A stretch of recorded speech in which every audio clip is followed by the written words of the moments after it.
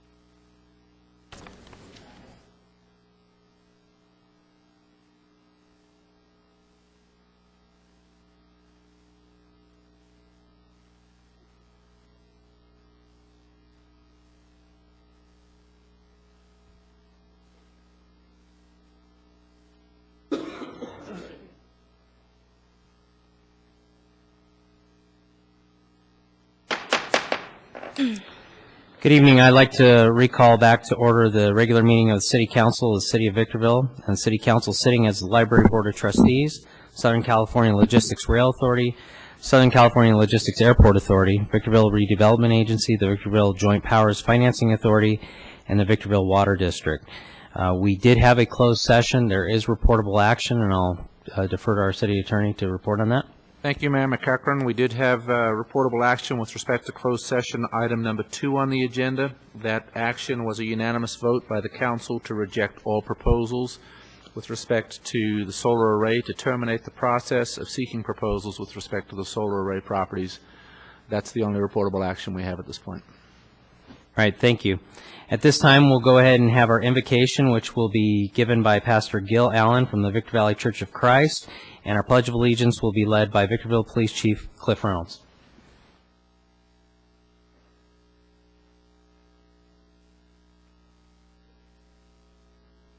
Shall we pray together? Our eternal Father in heaven, we stand before you as humbly as we know how, recognizing and acknowledging your awesome power. Also, with gratitude in our hearts for the abundance of blessings that you have sent our way, not the least of which the privilege of living in this great land, the greatest country in the world. We ask your blessings to be upon us this night. May the deliberations, the proposals, the decisions made by our city council, and may all in the chamber be blessed because of the things that are done in your presence and for the good of this great community. We pray all this in the name of Jesus, your Son. Amen.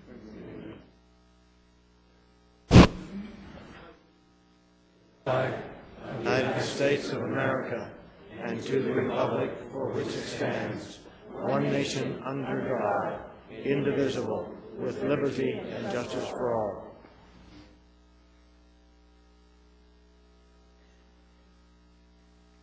All right, thank you. The first item on the agenda for all agencies the City Council sits over is public comment. I do have several public comment cards. I would ask that you let me know if you're here to speak on the red light cameras or the filling of the deputy positions. Those items will come later in the evening on our agenda, so you may wish to defer your comments to then. But otherwise, public comment is for those items that you wish to speak to the council on that have not been agendized tonight. And it is traditional that the council will not respond to those items. It's just so that we can hear your thoughts on whatever particular issue you're bringing before us. We do ask that you limit your comments to 3 minutes. So with that, I will get into, I have several request to speak under public comment. Clarissa Kimbrough.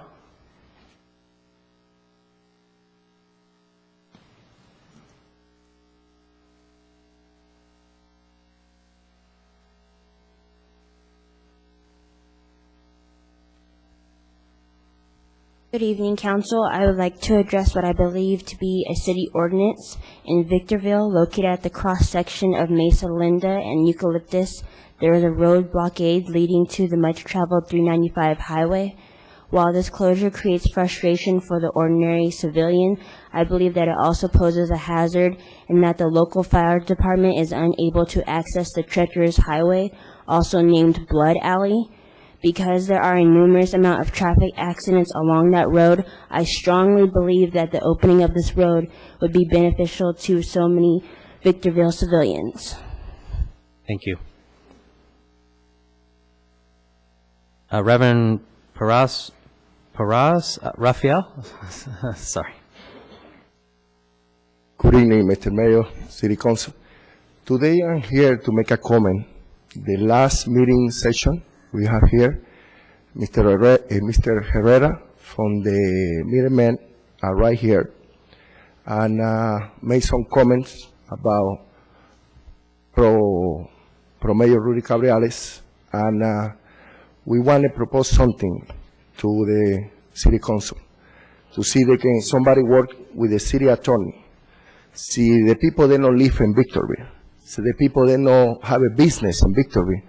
Why you give your time to those people? You know, so many issues we have in Victorville to take care, you know, and people coming from the other city to waste your time. Somebody step forward, work with the district attorney or the city attorney to close that thing. Make a motion. That's my comment. Thank you. Norm Miller?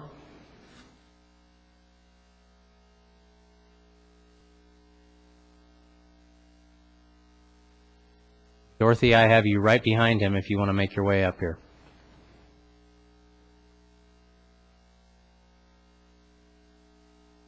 Rather go first. Anyway, Mr. Mayor, council members, just a real quick thing on the first person that talked here about eucalyptus. I agree. Of course, you know, I agree with that very much. I don't know what's happening there, but if anything be done to get the street through from Mesa Linda to 395, a lot of people in the Golden Triangle would appreciate that. Something I read the other day has kind of concerned me. Apparently somebody wants to change the culture in the city of Victorville, and I don't think the culture in the city of Victorville needs to be changed. It may need some changes, but not the culture. I think what needs to be changed is the way business is done here in the past, and I'm sure everybody here on the council is interested in doing that too. There's been some good, some bad, and let's get to the good and forget about the other things that everybody's saying. And the other thing that bothers me, there's been a lot of comments about the way people are treated in the council. Well, when I read things in the paper about somebody's leaving the city and that's the only one that could tell the truth in the city, I can see why a lot of people in the city, employees and staff, are upset about the way business is being done here. I think you guys on the council need to get a backbone and take care of these things so it's done right. It's the city, the people of the city that need to be taken care of, not one or two certain people. Thank you. Dorothy Miller?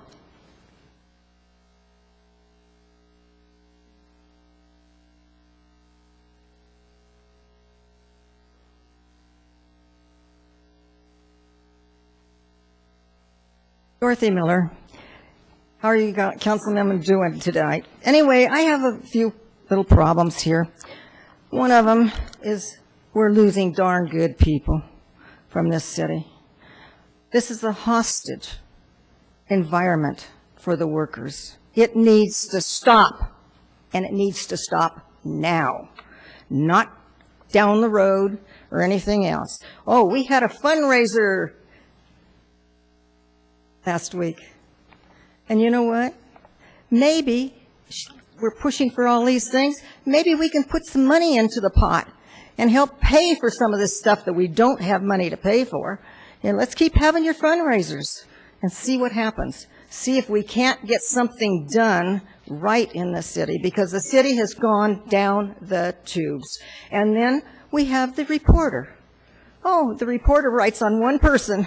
None of the rest of you count.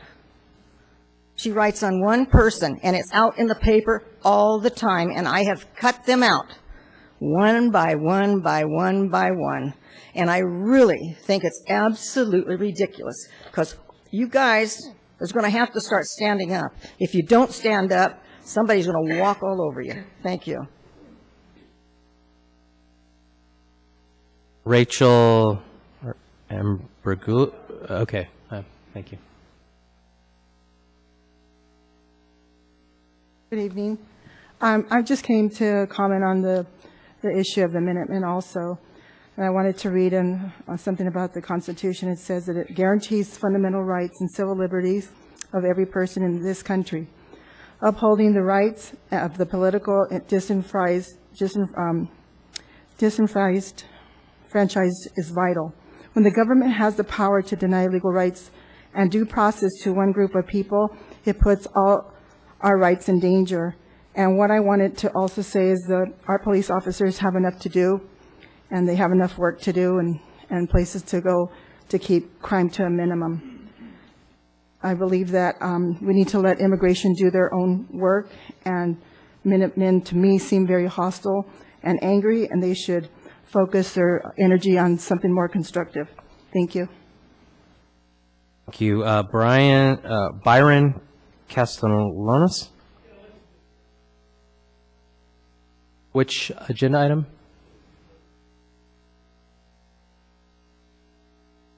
Okay. Steve Ryan?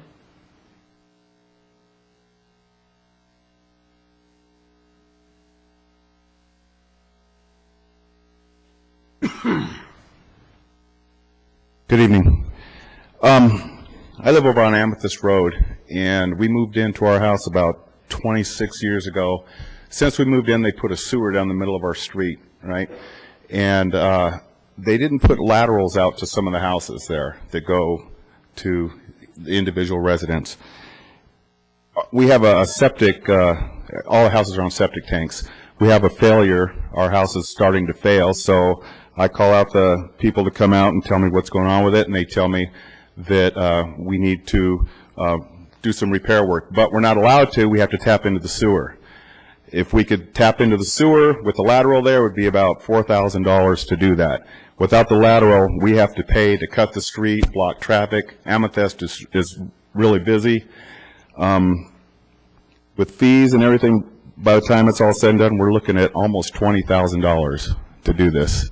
And I don't think it's fair that the residents of that Amethyst that, didn't get the lateral. Some houses got the lateral. It's in the plans. According to the engineering department, when they put the sewer in, they didn't have the funds to put all the laterals in. So, that drops a heavy burden on all the residents on that street. So I just don't think that's fair. I think we deserve to either have the city put the lateral in so we can tap in, or at least allow us to fix our existing system. Anyway, that's it. Thanks. Rosario Lopez Curiel?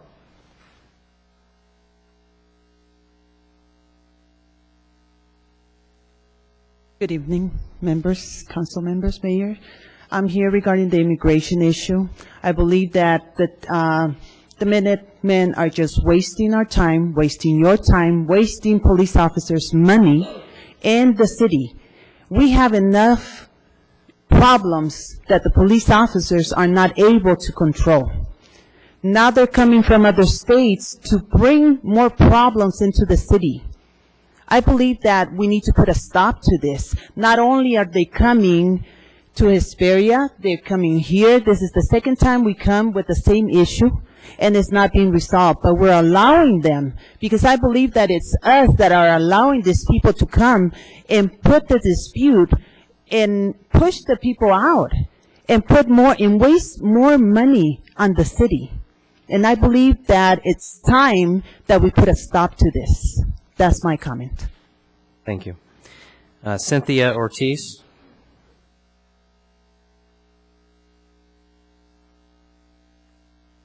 Good afternoon, City Council members, Mayor. I'm here also on the issue of the Minutemen.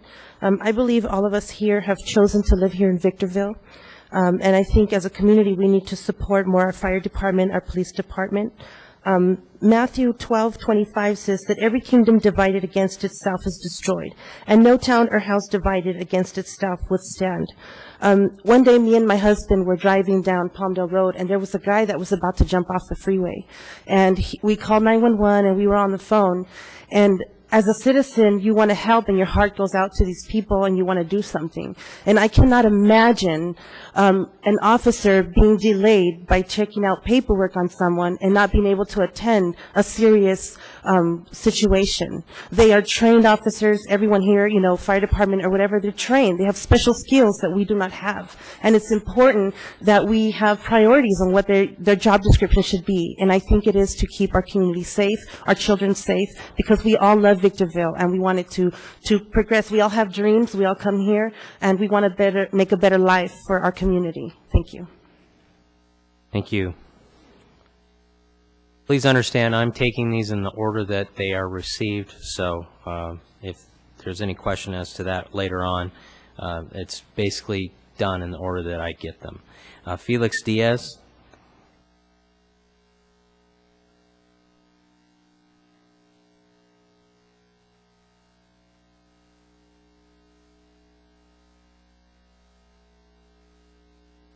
Good evening, ladies and gentlemen. A couple of good news. You can see I'm back in uniform.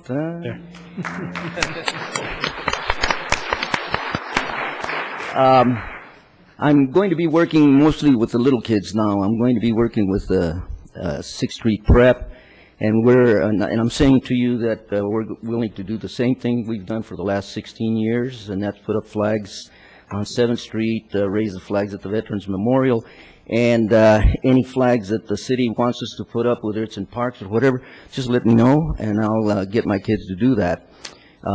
So anyway, I'm very glad to be back. Secondly, I'd like to say that a gentleman mentioned the fact that when I was a city councilman some years ago in the 90s, we expected people when they came up to the podium to give their name and where they were from, give their address. I don't know if that's against the law now, but at least people would know that you are from Victorville and that your problem is with Victorville, not people from Apple Valley, Riverside, or any place else, because you're handling the situation for the problems of Victorville, not the problems of the state or not the problems of Hesperia or Apple Valley. That's my second comment. My third comment is that what a couple of people have already mentioned, having to do with immigration. I would like to say, and I know it's not going to agree with too many of you people, but all of us, every one of us sitting in here is an illegal alien, whether you want to believe it or not. And it started with Christopher Columbus. And if anybody wants to have an issue with me on that, I'd be glad to have a debate with you in an open session. All right. Please. And that's my main issue. I'm an American citizen. I'm very proud to be an American, but I'm also very proud to have Mexican blood. Thank you very much.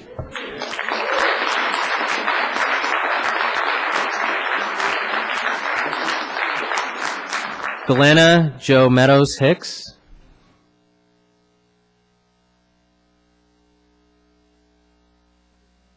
Council members and mayor.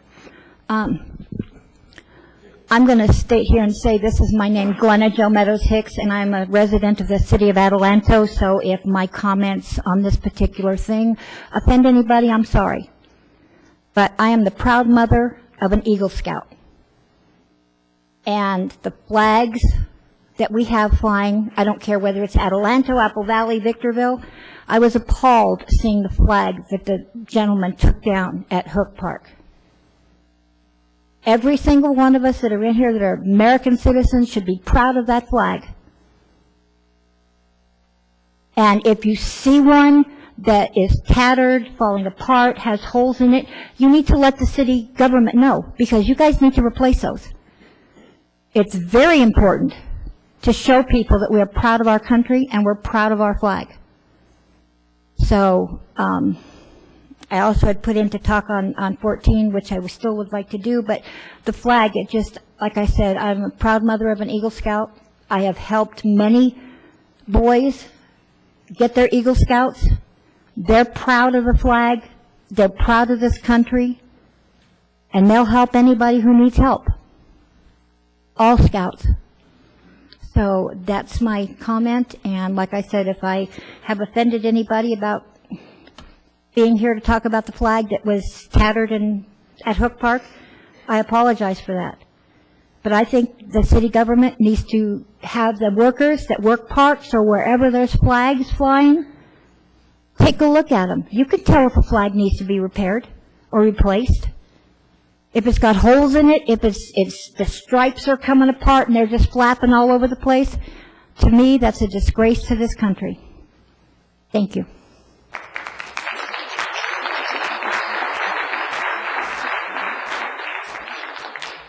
Thank you for your comments, and absolutely no offense taken. I appreciate those. Raymond Herrera.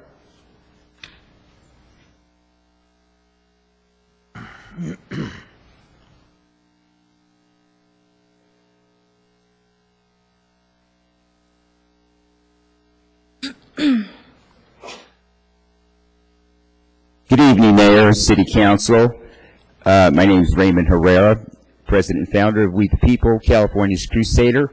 This evening I'm going to have my assistant Robin Vincent come up and assist me, stand right next to me, as I will be meeting her in a few minutes. I'm here to speak to the issue that was spoken to last week regarding Rudy and I, and it had to do with Adriana Insurance. And the fact of the matter, Rudy, is that Adriana Insurance Company sells illegal aliens auto insurance so they can drive on our roads, and they injure American people. They take the lives of, our wives and our mothers, our children, into their own hands. They don't speak English, they don't read English, and that really is the issue. It wasn't attacking you, how patriotic you may be or may not be. I didn't attack your past record as mayor either. But, I take exception with your attitude towards America. Your attitude is a racist attitude. You rail on behalf of Hispanics. Hispanics, to me, are illegal aliens. Latinos are illegal aliens. Felix Diaz mentioned the fact about immigrants in America. I don't think so. I know a lot of Americans in this room, very few immigrants. And I don't buy a nation of immigrants ever. We are born Americans. We are the heir apparent. We are the ones that carry America's torch, not illegal aliens. And you support illegal aliens. Immigrants are never heard from in America. They're the silent minority, so to say. You don't see them standing in the street waving Mexican flags. They study English, they wave the American flag. I take exception to you, Rudy, and Felix Diaz gauging me and my ethnicity. Whoever made you God's gift to the Mexican world, or gave you the measuring stick to see who's Mexican and who's not. I'm an American. I don't have to put on a uniform like Felix and run around like a Boy Scout. Look at my hat. I've been on the battlefield.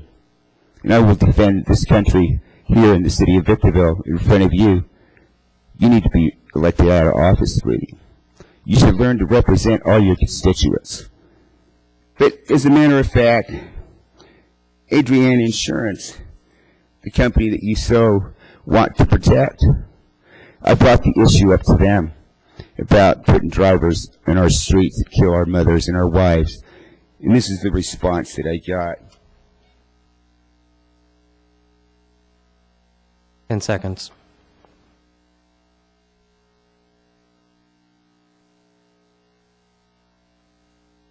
Robin, you also have 3 minutes, so hopefully you can take some of your time to speak to this. 3 p.m. Also, this is your weekly all-call for March 1st from Encore High School. Blackout for our town runs every day this week until 6 p.m. All cast members. Okay. Well, anyway, it was very caustic, threatening message. It used the F word, and it called me by my name in Spanish and stuff. And this is the kind of business that Rudy wants to stand up and defend. Rudy, you have a moral obligation to your constituents and to all of America to do the right thing. And, you know, before you open your mouth to stand up, you know, and rail on behalf of criminals, you should research and find out who they are. And not look into the mirror and look at the color of your skin, the color of their skin, and base your opinions on that. I find you to be a racist person, a councilman that, you know, Raymond, you've gone governs by way the over color your of his time. skin. Way over your time. God bless. Robin?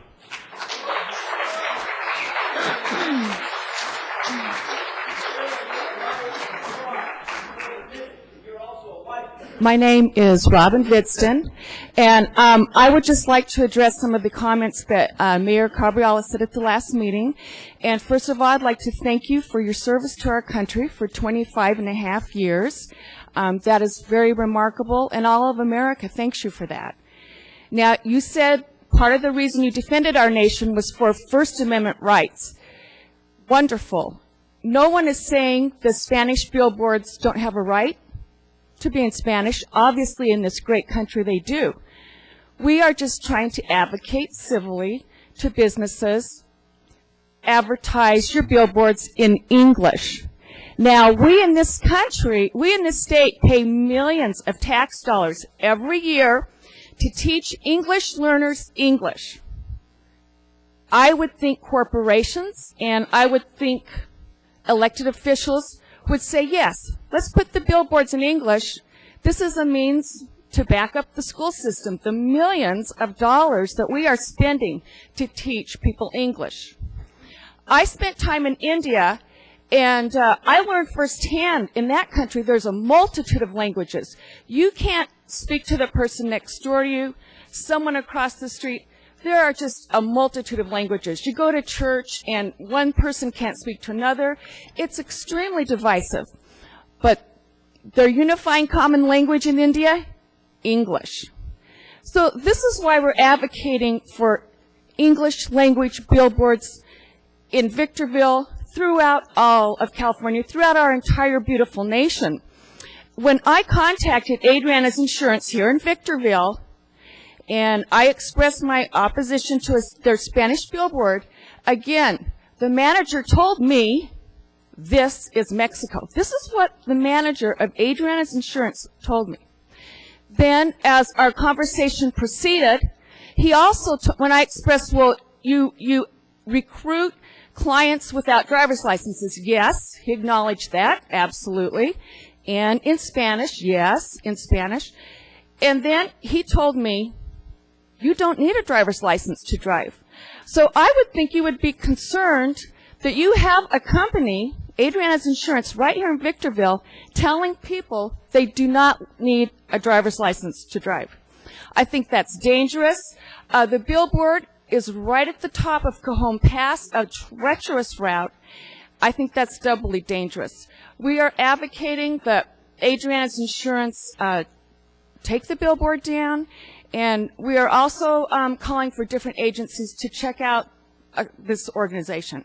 I thank you for your time. Thank you. Well, you know, these statements are ludicrous. and ask the line, I'm not even going to respond to them. I am an American. My name is Rodolfo Cabriales, and I'm very proud of it. And I did serve my country, and I continue to serve with my community service. But I will say to my colleagues that these allegations are out of context. They're ludicrous again and asinine, and I'm not going to give these folks any more time. They don't deserve it.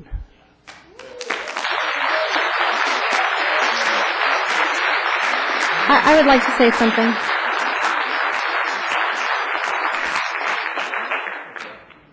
Rudy and I may not always see eye to eye on things, but I can tell you that I've worked with him for years, and he has always advocated that the Hispanic people would do better and that they should learn how to speak English. And he has even provided programs for them to learn how to speak English and have gone out of his way to help the Spanish-speaking individual.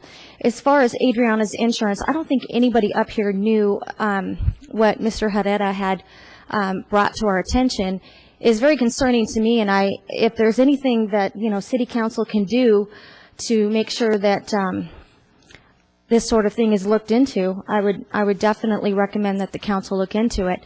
But I would just like to say that I think it was taken out of, like Rudy said, out of context as far as when he made the comment in the newspaper regarding the insurance company. He was referring to the billboard and that City Council, has a lot to worry about, and we do. I mean, we got public safety on the agenda, and we have investigations rather than the billboards. And I think that it's just been blown out of proportion, but I would just like to say that on behalf of Mr. Cabriales. Thank you.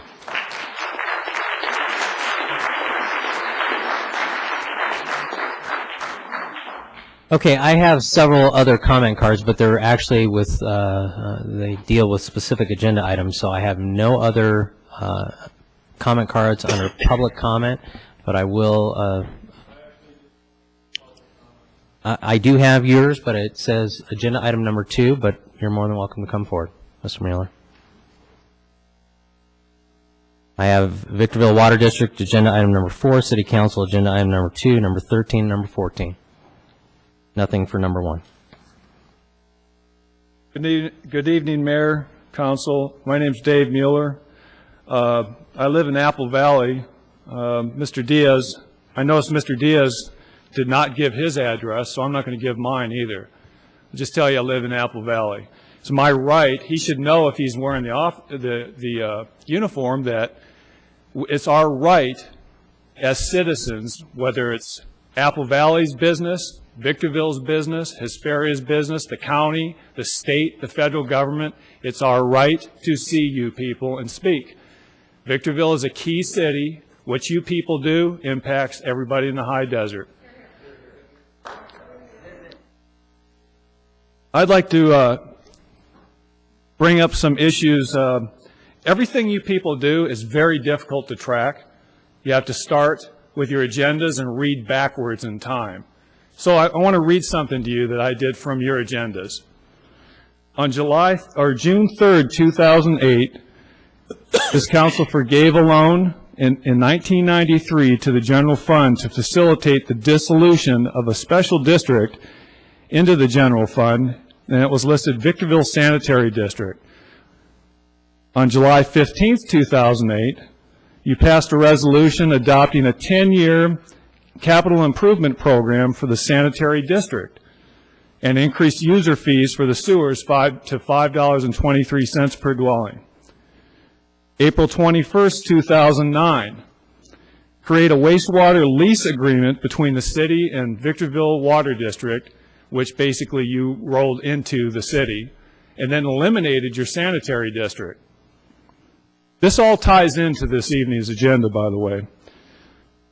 On May 5th, 2009, you floated $55 million in wastewater revenue notes, 2009 series. Those apparently didn't sell because on May 5th, on May 19th, 2009, you issued promissory notes from the city to the from Victorville Water District for $45 million. That's the loan that was made. Reserve monies that was taken from the water district and given to the city for the new wastewater treatment plant. it says in there, in the minutes, the wastewater enterprise fund will be repaid. It's going to be repaid with wastewater revenue notes within 5 years. Well, those notes didn't sell, apparently, your revenue notes, because by July 7th, 2009, you approved a loan from Victorville Water District to SCLAA for $20 million. And September 15th, in 2009, another $20 million promissory note from Victorville Water District to the Victorville Municipal Utility Services. That's a lot of money. Then I haven't even gotten to the EB5 program, which caved in on you people, because you had to try to get Chinese investors to bail you out of all this other mess you created. So now the USCIS is saying, no, you're done. Because this indicates to me a nut and shell game with funding. You're borrowing from one agency to another, you're moving money around illegally, and you're going to get caught up in it. And the people and this council right in here, you're the ones responsible. Not Mr. Kennedy so much because he's brand new, but you 4 individuals right here, you're going to be called to task. And your time is coming to answer for what you've done in the past. That's all I have to say. Thank you.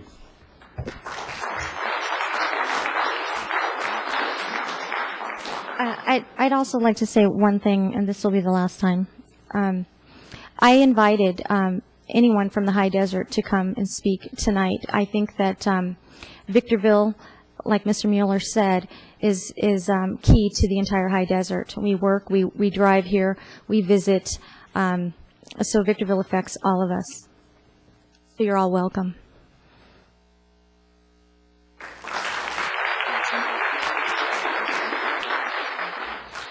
Well, I would concur with your comments, and in fact, to Mr. Mueller, I actually reached out to you to help you with the agenda, and you failed to respond. So I just want the public to know that I'm trying to engage with Mr. Mueller, and he fails to respond to me. All right, with that, I do not have any other public comments. Sir, please come forward. I don't have a card for you. You wish to speak on number 13? Okay. My name is, good evening, first of all. My name is Aaron Korn. I'm a Victorville resident and a small business owner. 2 things I'd like to address tonight. The first is I'd like to urge the council to discuss our contract and relationship with the city attorney. Over $9 million in the past 5 years and just $144,000 this month alone. In return, it seems that we just get a lot of increased litigation. We need to evaluate our options here. There's other cities our comparable size that are spending a lot less. Next, on to the subject of the auditing firm, Mayer Hoffman McCann. I found it peculiar at the last meeting that the firm was defended by Councilman Kennedy, and I paraphrase, as a good and reputable company. Looking at the situation in the city of Bell and the state controller's scathing report on Mayer Hoffman McCann, anyone can see that quite the contrary is true. Furthermore, the 2007 audit performed by Caparici and Larson revealed multiple anomalies with the city of Victorville's bookkeeping, going so far as to refuse to issue an opinion on the city's finances due to the fact that Victorville had, quote, not maintained adequate internal control and accounting records. This makes the clean bill of health subsequently issued by Mayer Hoffman McCann very suspicious in my mind. I don't think it's necessary to wait for the audit committee's review. I think we need to make a decision to replace them now. And that's all I have. Thank you.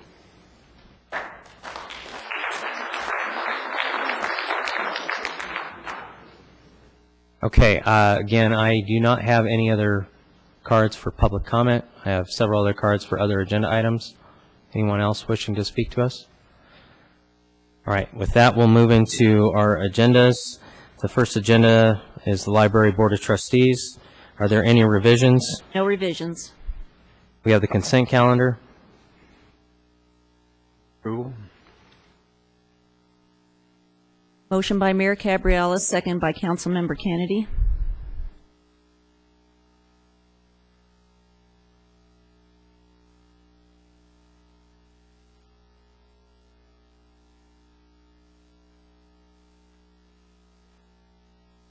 Next, we'll move into the Southern California Logistics Rail Authority agenda. Are there any revisions to the agenda? No revisions.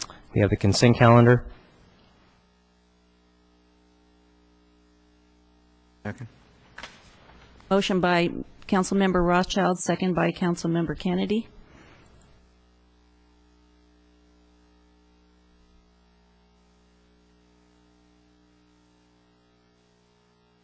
Next, moving on to the Southern California Logistics Airport Authority agenda.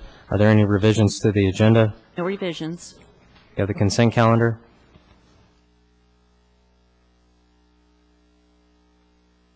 Motion by Councilmember Kennedy, second by Councilmember Rothschild.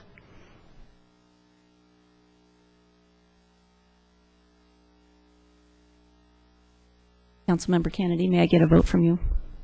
Thank you.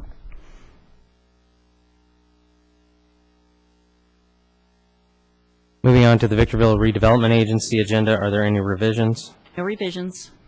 We have the consent calendar.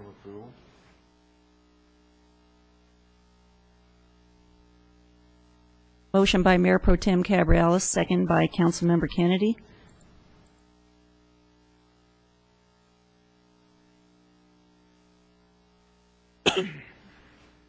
Councilmember Kennedy, may I get a vote on this item? Thank you. Agenda item number 4, written communications, request to 1, affirm the authorization to execute the purchase agreement and escrow documents for NSP acquisition of real property.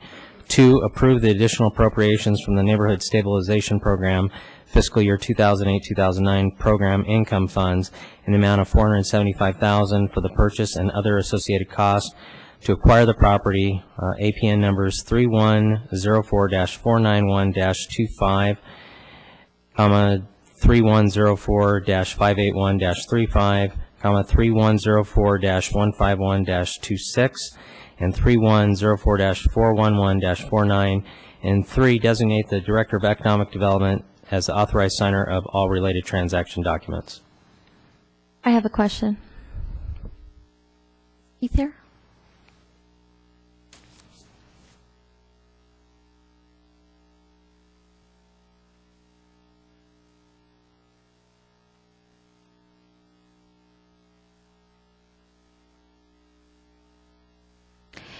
Keith, is this the same program that where we have exclusive right to acquire the foreclosed homes, buy them at a reduced cost, sell them at a low cost to low-income families?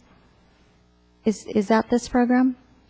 I think you're speaking specifically to the item that was approved at the last council meeting, an MOU that gave first look, first right. That was actually a program extended to benefit beneficiaries of NSP dollars. NSP is the Neighborhood Stabilization Program. We were an applicant in a competitive process almost 3 years ago. We were awarded $5.3 million and have been spending that money in your community to revitalize some of your neighborhoods. So the item that was approved at the last meeting is more or less an extension of this program. So it is the same program, correct? It's related. I feel that this program, because we sell at a reduced rate and then we sell it to low-income families, and if the family doesn't have the down payment, we have a program, another program that assists them with the down payment. This keeps our property values down. I'm sorry. Go ahead. This program doesn't keep the property taxes down. In fact, it's really designed to be a stabilization of property values in the area. The way it effectively works is it enables you to buy the properties. They have to be bought still at an appraised value. So we're not going in even with the first look, the first right to purchase. They still have to be supported by an actual appraisal, licensed appraisal, licensed appraiser, I should say. They also have to resell eventually to homeowners that are low to very low and moderate income. It's not necessarily specific to the very low income household. In fact, it's a very broad spectrum that's generally applicable to your general demographic here in town.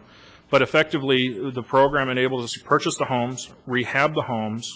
That rehab process employs local contractors to actually do the work in the home, get those homes to have an added value, and then again gets resold at a value that's supported by a licensed appraisal.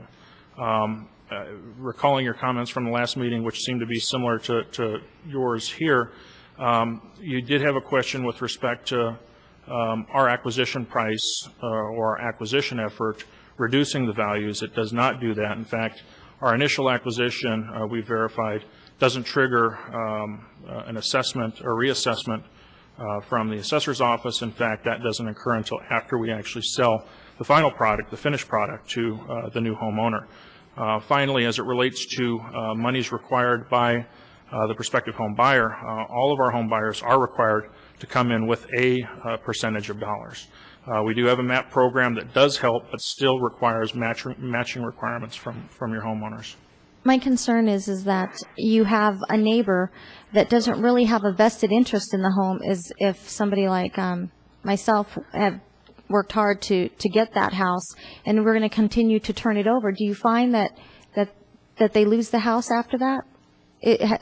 Did the statistics show that? I don't have the statistics readily available. I can at least share with you my general knowledge about our mortgage assistance program, and if we looked at the entire portfolio of mortgage assistance loans that we have out there, there's actually a very small percentage associated with default or foreclosure. So we do go through a credit screening process very similar to the traditional mortgage underwriting process. And we do have some strict guidelines as well. So, I mean, it's not a process where we're lending money without a thought-out underwriting exercise.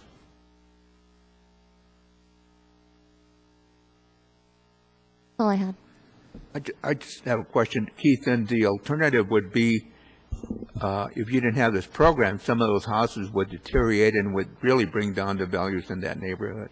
That's part of it. That is correct. Probably the most immediate, and I've seen it myself. I've actually gone out and looked at some of the homes before we've purchased them to try to get a sense of the before and the after effect. And when houses go into foreclosure, I think it's fairly common knowledge that there's a blight that's created resulting from the foreclosure, especially if a family cannot get into the home immediately. So that's when you get the boarded up windows and you get the graffiti and you get the dying lawns and the broken sprinklers and the running water into the streets and so on and so on. This is intended to try to absorb the heavy concentration of that in your local neighborhoods, resulting from the financial crisis that we experienced and started back in September of 2007. I think what bothers me about this program is that in the last meeting, we had an MOU that gives the city carte blanche before private buyers can acquire those homes. Is that correct? The action that was approved by this council at the last meeting gave you the first look, gave you the first right, the first attempt to acquire a home. And it actually enabled you adequate time to go in and assess, because we are looking at these acquisitions from the perspective of having to rehab and then eventually resell. Nothing obligates us to exercise that purchase. The percentage that we actually take down in comparison to what's available on the market just in general is very small. I have a problem with government competing with private business. That's all I have.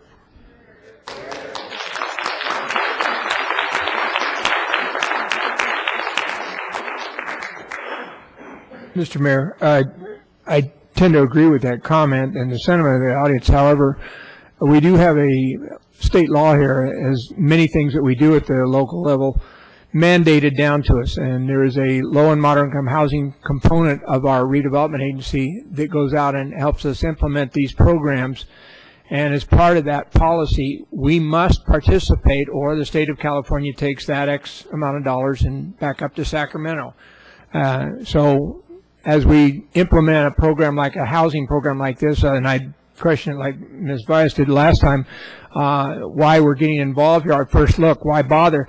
Well, if we're going to be forced to participate in this, I'd rather have us have that first look and that first opportunity to restore it, put some CC&Rs onto it, requirements for the living conditions, and not leave that up to the state or the federal government, the Section 8 being the federal government.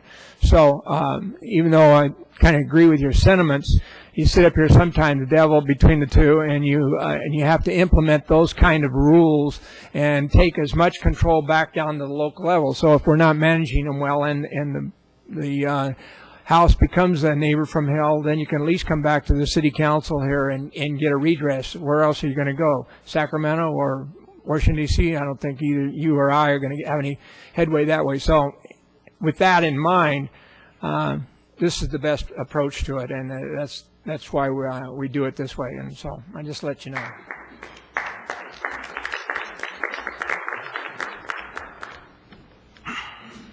All right, well, the item is before the council. Apologies.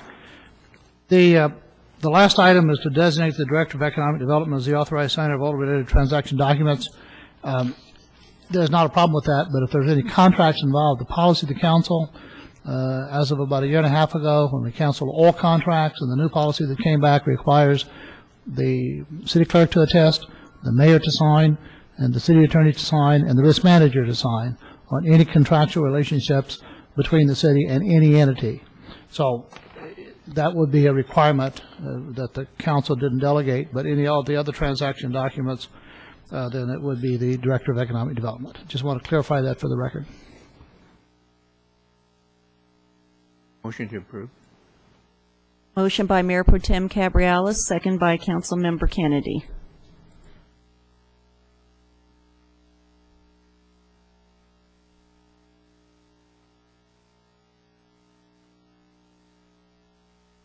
The only thing I'd like to add to Councilmember Rothschild's comments is that if Governor Brown is successful in eliminating redevelopment agencies and taking away that 20% of housing money that is obligated that we spend on these type of programs, then we won't have to worry about this any further. So if you support the governor and his proposals, then perhaps that will be our future. Anyway, moving on to the Victorville Joint Powers Financing Authority agenda. Are there any revisions to the agenda? No revisions. We have a consent calendar.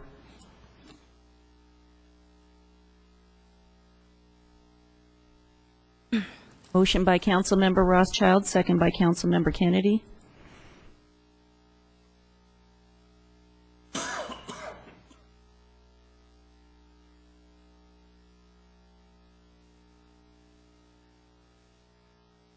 All right, moving on to the Victorville Water District agenda. Do we have any revisions to that agenda? No revisions. All right, we have public hearings, a couple of them. Item number 3, public hearing called to hear arguments for or against the introduction of ordinance number BWD-004, and at the request of staff, continue this item to the April 5th, 2011 meeting. This agenda item is being requested by staff to be continued.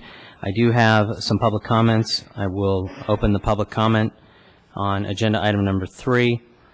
And the first card I have is Norm Miller.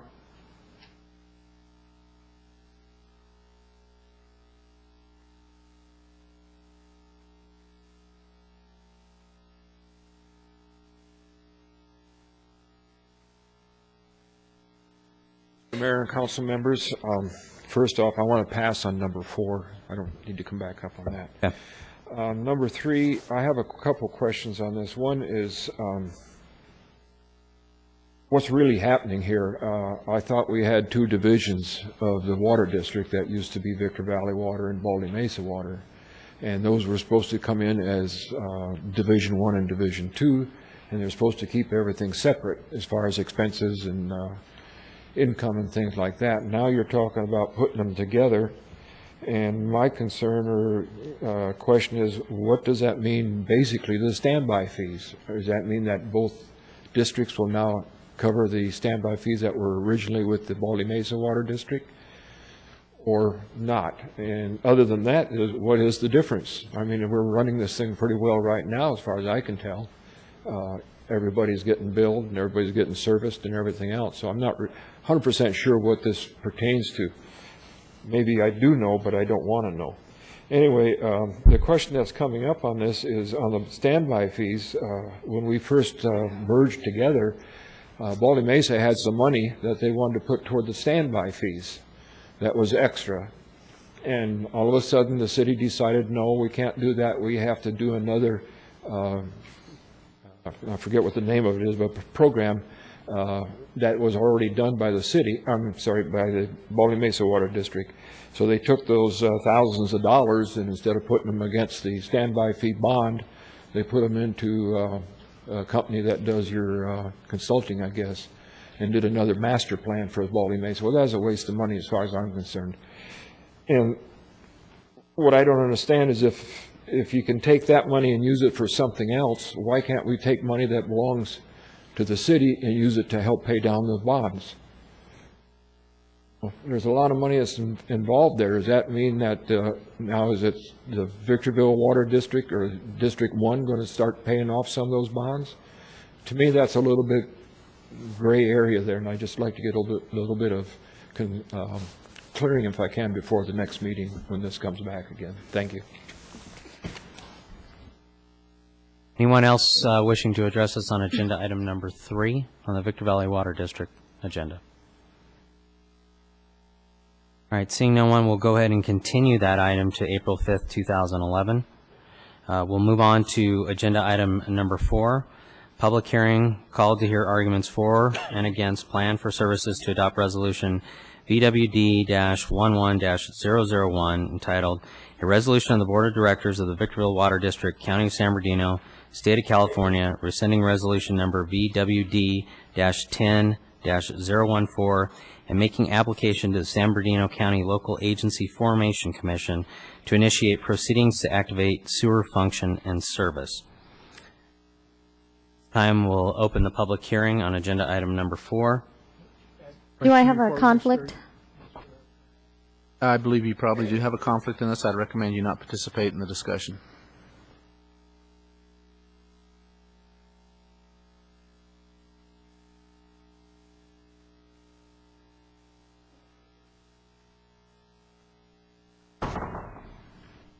Okay, I have, I believe, 2 cards on this item. David Mueller?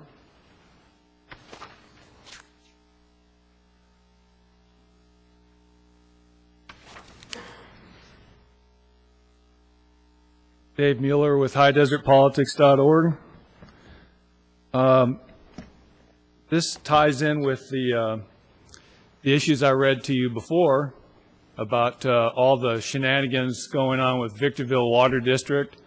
And I pointed out that you do not have a sanitary district. You have sewer functions, but you transferred those functions around. And what's interesting to me when I reviewed the documents online, by the way, Mr. Mayor, I didn't respond to you because I was able to get the documents. That's why I didn't contact you. Well, that's all that I care about. So thank you for at least acknowledging that. I'm glad you did get them. Do I get 15 extra seconds for that, yes. for that exchange of court? Yes. Thank you.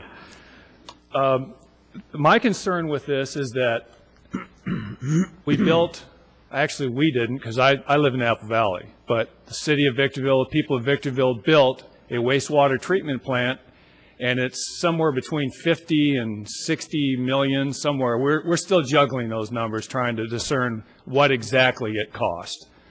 But you don't have, you're trying to initiate now the right, the legal right, to actually process sewage.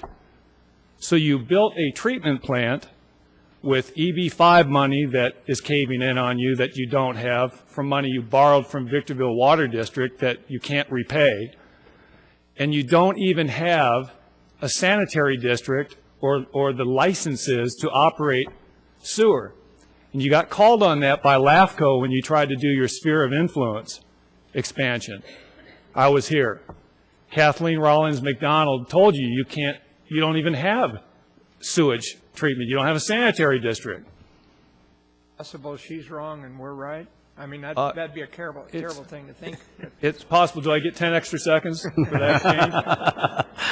So I'm trying, maybe you are. I'm just saying that for me, on the outside looking in, it makes no sense to me. You tied all this money up into this wastewater treatment plant. Then when you get to the numbers, I would tell everyone in this audience to go to Exhibit I and carefully look at the cooked books because those numbers are cooked.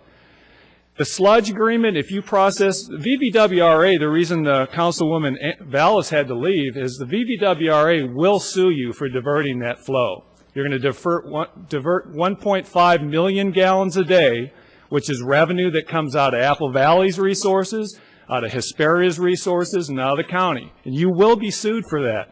In your cost analysis, there's not a single nickel for that. And you've already been told, your counsel's already told you there's potential litigation. But you're not attempting to resolve that. Sean McGlade, your engineer, has told you that if you don't get the sludge agreement with VVWRA, it's going to cost $3 million to put your own sludge ponds in. Sean McGlade also told you that you don't need to do a CEQA for this. Like hell you don't. The TDS from the previous meeting, that Amir Jaker, when he actually told you the truth, and Sean McGlade told you the total dissolved solids, which is salt, that's 4 times higher than the state allows for you to discharge. Okay? So you just go ahead and tell me you don't need a CEQA. We'll see you in court.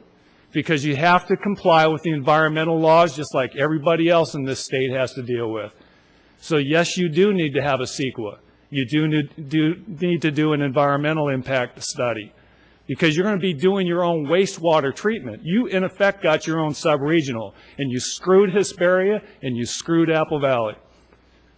We will sue you. I'm telling you right now, we will sue you.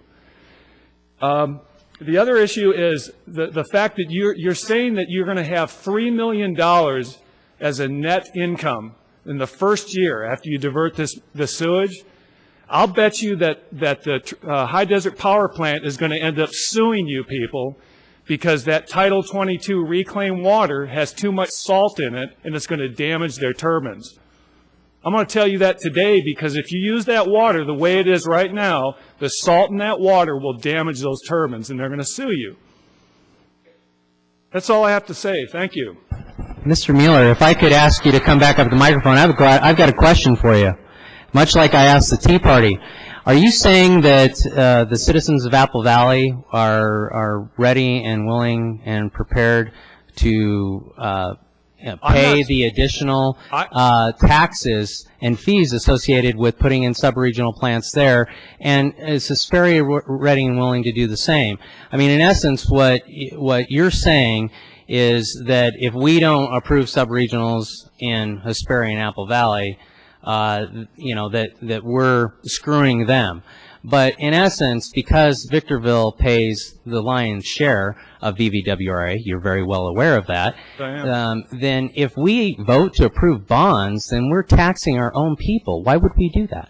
So I'm just curious, is Apple Valley willing to pay for their own sub-regional plant? Is Hesperia willing to pay for their own sub-regional plant? Because you can say all you want about our sub-regional plant, our own plant, but when you're arguing and advocating for Apple Valley and Hesperia to have their sub-regionals, when the cost will be borne and taken by the Victorville taxpayers, I'm just curious, are you wanting the taxpayers to pay that? I'd love to respond to that.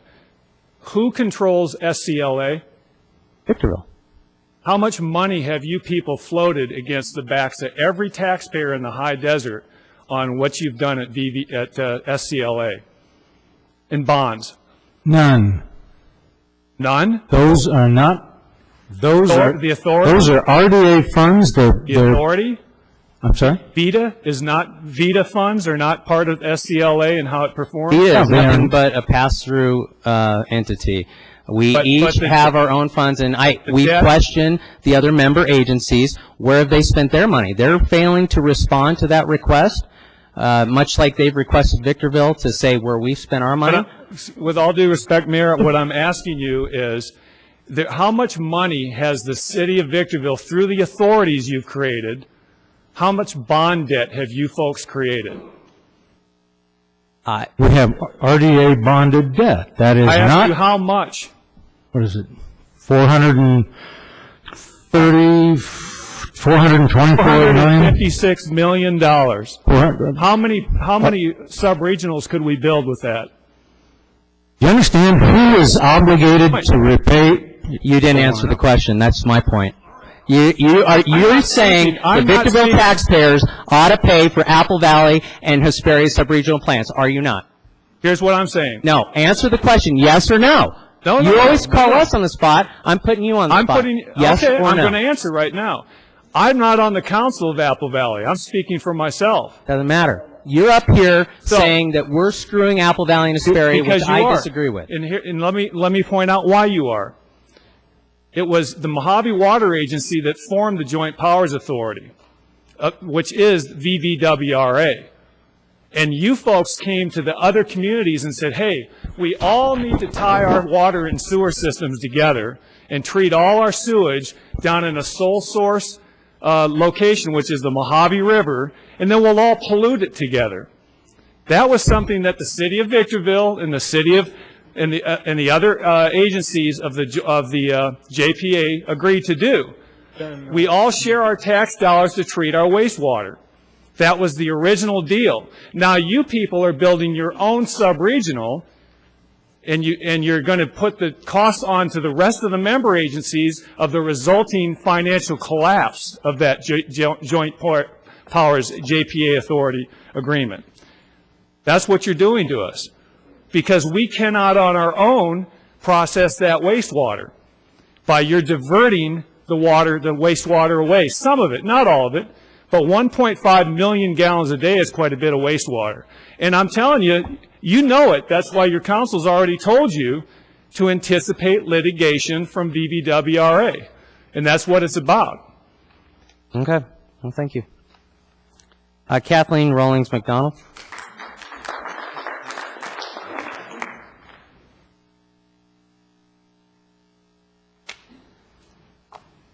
Thank you, Mr. Mayor. I'm here basically to answer any questions regarding the LAFCO process on the proposal that you're initiating this evening. I made the mistake last time of not putting in a card to answer or answer some questions, and this time I'm here available to answer questions about the process. And to clarify one point, as my staff report on the sphere of influence expansion to the north indicated at the time regarding this wastewater authority for the water district, that LAFCO would seek to assist and expedite the process to clarify the responsibilities and to take care of this issue. And I think it's important to note that the dissolution of the sanitary district, the Victorville Sanitary District, that was a subsidiary district, transferred the authority for that operation to the city government as a whole. The dissolution of that agency and the successor to it was the city of Victorville, so the city of Victorville assumed the responsibility for sewer service, the collection and transportation of that. Wastewater treatment and the contracts for that with VVWRA were unchanged, because at some point in time, rather than the Victorville Sanitary District, which had at one point been an independent district, converted to the city of Victorville as the body sitting on the VVWRA board. That even precedes my time, and as many of you know, I've been here probably since the earth cooled. But in regards to the water district, we are here to work with you to resolve this issue that we did identify as a concern in that sphere of influence expansion to the north. And I'm happy to answer any questions. Well, thank you very much. I appreciate your comments. Do we have any questions? Kathleen, I have a question. As a former member of the Water District Board, we've had contact in the past, and I'm troubled a bit by Mr. Mueller's claim that the city, through the RDA, the city, not with the RDA, built the treatment plant without any authority or license or ability to process sewage. Is that a true statement? The sanitary district existed as a subsidiary district, and it has responsibility, or had responsibility, for the collection and transportation of the wastewater generated within the city. The introduction and the development of the wastewater treatment plant under that, the successor authority, could have been done by the city. The issue that we had, it was clearly identified in our service review, was the issue regarding a wastewater enterprise fund under the water district receiving revenues from a water enterprise fund or enterprise activity for the water district, when the water district did not have its latent sewer authority granted to it by LAFCO. And city attorney and others may have a question about that, but I think it's very clear that that is the issue and our problem with that. So this is a cooperative effort between the city and LAFCO to We have put been all the working proper with- ducks in a row. Yes, we are working to resolve the problem. And as you will recall, in the consolidation report that was put together, in the consolidation process, the question regarding sewer service was asked because the Baldy Mesa Water District had active sewer service authorized to it at the time of that consolidation. The Victorville Sanitary District existed at the time, had responsibility and ownership of those facilities, and the determination was made not to provide that authority at that time. During the discussion about the sanitary district dissolution, once again, the question was asked whether or not the Victorville Water District should have the authority and responsibility for that service, and the answer at that time was no as well. So we're here to clear up that issue and resolve it in as expeditious a process as possible. Thank you. Thank you. But only if I may, just for the record, the city of Victorville, as a city, has police power and has absolute authority to own, operate sewer, and treat sewage. It's never lost that. It's never been questioned. I'm not sure what but they've never lost that authority, have the authority. But as Kathleen McDonald explained, the water district did not get that power transferred. And so because we have completed sewer, because we believe that sewer and water ought to operate as an entity, she has brought to our attention let me back up, the initial look at that, we knew that the Baldy Mesa Water District had sewer power.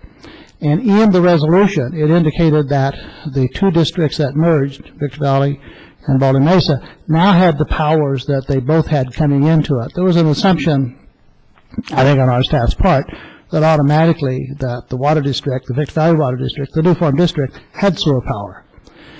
When we got into, and that prevailed for quite a length of time until we got into the sphere question, and that's when it first came up, and we began to look at that. But the end result is that whether they do or don't, or whether it's a question, we need to resolve that, and that's why we embarked on, does the water district need to have the sewer power as sewer and water?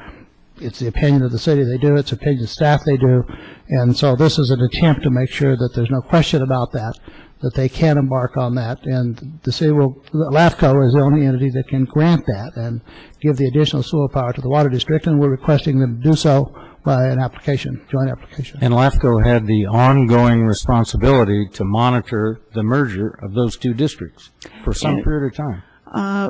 No, we did not. No, you didn't. Consolidation and bear with me because in LAFCO land, merger and consolidation mean two very, very different things.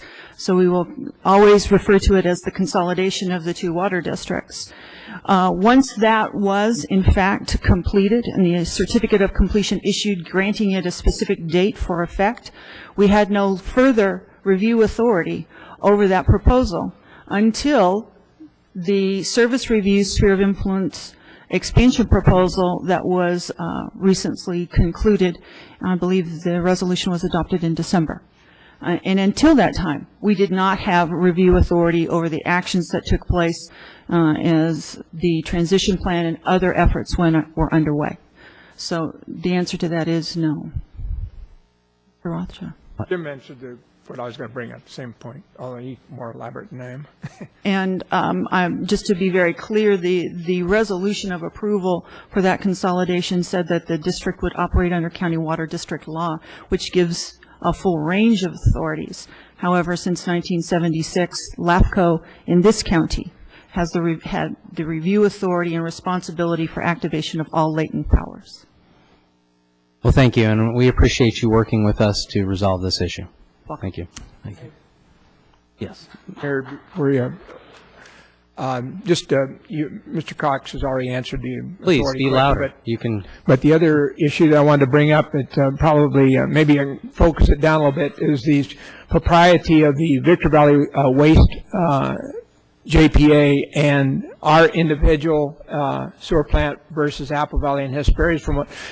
Fact is that Lahontan some 40 years ago had given a mandate down to the Victor Valley and specifically to Victorville, which was the incorporated city at the time, to create a sewer plant. I don't know, 30 or 40 years ago, I forget how many years ago the BVWA created itself, but at that time, they mandated all the communities to begin to prepare for their sewering and all this stuff so that each of us would have an equal customer base. And Victorville did 100% of that responsibility. Apple Valley and Hesperia, for probably good reasons, they have larger lots and other things, more rural, did not comply with that until just recently. So 70% of that plant is bought and paid for by the residents in the city of Victorville. And the customer base as we sit here today is approximately 70%. The other 30% belongs to Apple Valley, Hesperia, and the county. So when you talk about building a regional site out in each of the communities, you talk about in terms of, we've paid for 70% of ours, we'll give you your 30% back, maybe you can divide that up some way and then go ahead and bond for some additional money. That would be fair to everybody. Then we're all equal. But if you expect to build those two and then come back in and say, oh, as a JPA, we all pay for it.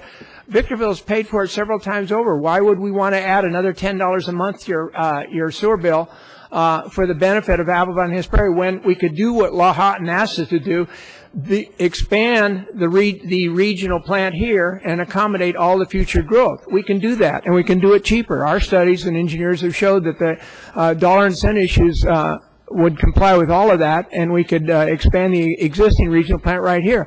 Apple Valley and Hesperia want their own. They probably want the treated water to be used in other ways. That's an honorable thing to do. But if you're going to do it, then don't come back to Victorville and say our residents ought to pay for that as well. You pay for the difference. It's your responsibility. That's where the discussion is. I know it sounds simplistic, but that's about where it boils down to. They would like to gloss over the fact that for 30 years, Apple Valley and Hesperia did not do what Lahontan had dictated that we do, and Victorville did 100% of that. And so there we sit today with a bit of a problem. We need to expand the facilities, and who pays for it, and where are they going to be located? There's two. Plan A, we expand the existing one, or Plan B, we build out in the two communities. That's the two. I would like to clarify the statement I made earlier, because I think it's widely misunderstood. Everybody looks at the bonded indebtedness in the redevelopment agency, and the paper reports on it. That indebtedness, I believe, is somewhere in the $420 million range. Those funds were used for development at the base. The debt will be repaid by the property tax increment that those entities located at the base pay, that goes back to the redevelopment agency. It's the users, the beneficiaries of that development at the base, that pay the additional property taxes that retire the debt. Those bonds are not a general obligation of the city of Victorville. The taxpayers in the city of Victorville are not on the hook for the bonds. That's just a legal fact, and I'm going to ask my city attorney. That is correct. It's a legal fact. That is correct. They're tax increment bonds, and they are in no way a liability of the general fund of the city of Victorville. All right, we have agenda item number 4 before the council. I have no other comment cards, and I would like to thank the majority of the audience for not speaking out while council members are talking. And if I hear Mr. Mueller talk again while we're talking, I will kindly have you removed. I am done with you doing that. You are disrespectful to this council, and I will not put up with it any longer.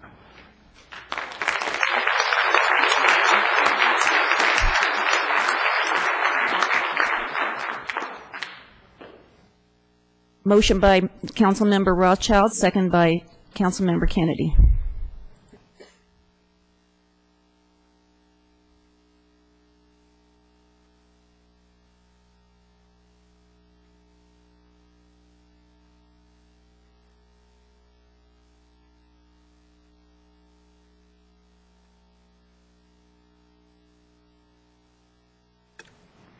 The agenda item number 5 is the consent calendar. Motion by Mayor Pro Tem Cabrera, second by Councilmember Rothschild.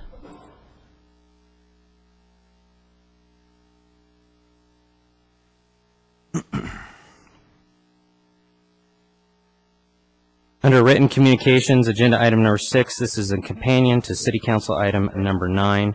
Request to approve a change order to VCI Telecom contract for the East Side Electrical Backbone Project contract for $63,568.80. I have a question. Sean here? I didn't see Sean McGlade. Sean McGlade, are you here? Where's Sean? There he is. I'm sorry. Stand up, Sean. No, I'm sorry. My apologies. Sorry. Good evening. Good evening. From 31 million is what we started out with for this wastewater plant, and we have about 36 million in change orders. Why wasn't this considered at the time of the RFP?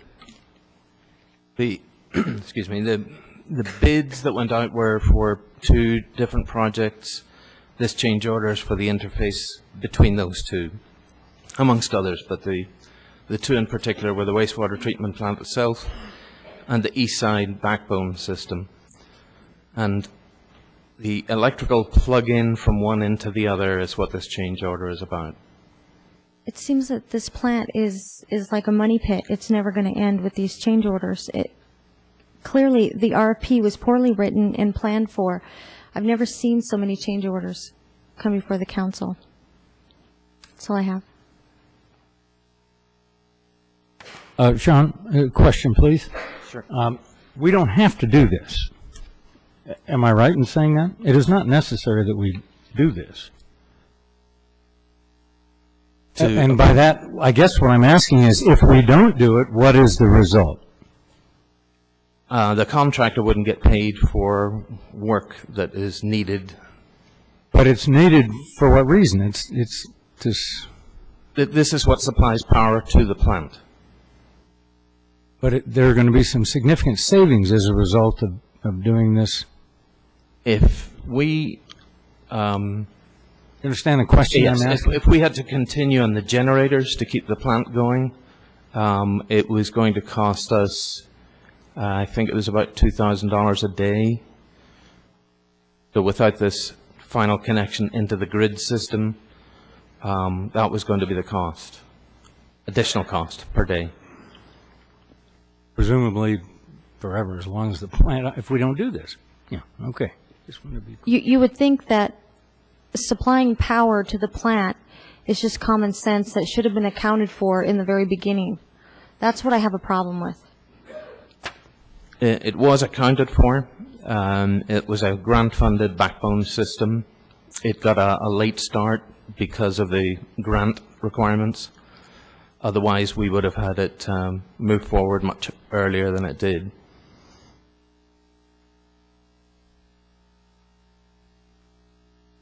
That's all I have. Thank you.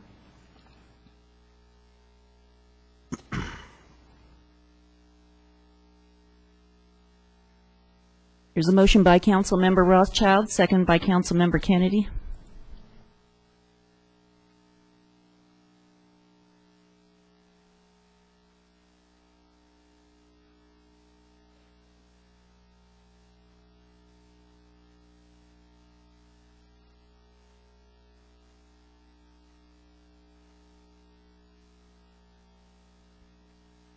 Next, we have the City Council agenda. Any revisions to the agenda?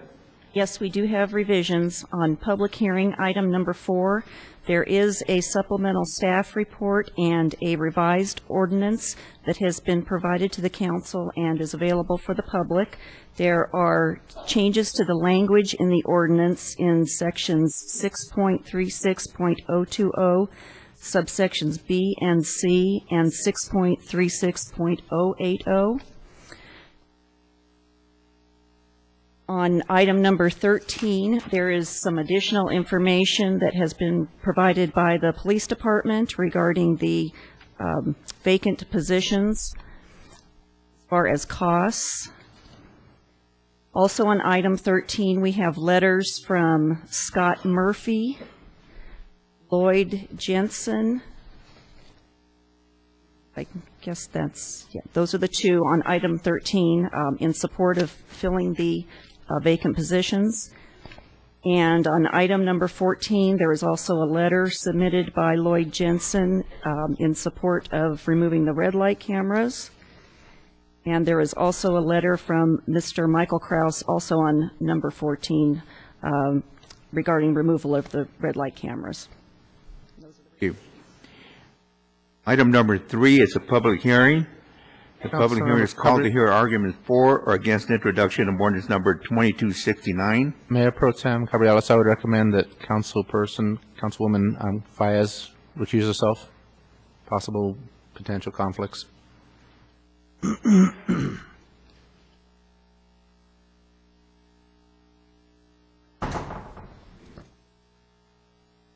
I will now open up the public hearing on item number 3. Do we have anyone wishing to speak on item number 3? Anyone wishing to speak for or against item number 3? I will now close item number 3 and hear the ordinance. Ordinance number 2269, an ordinance of the City Council of the City of Victorville, amending Chapter 10.01 of the Victorville Municipal Code, clarifying services related to sewer functions, adopting and facilitating future adoption of procedures related to administration, billing, and collection of fees, and adopting enabling provisions relating to sewer account administrative charges and liens.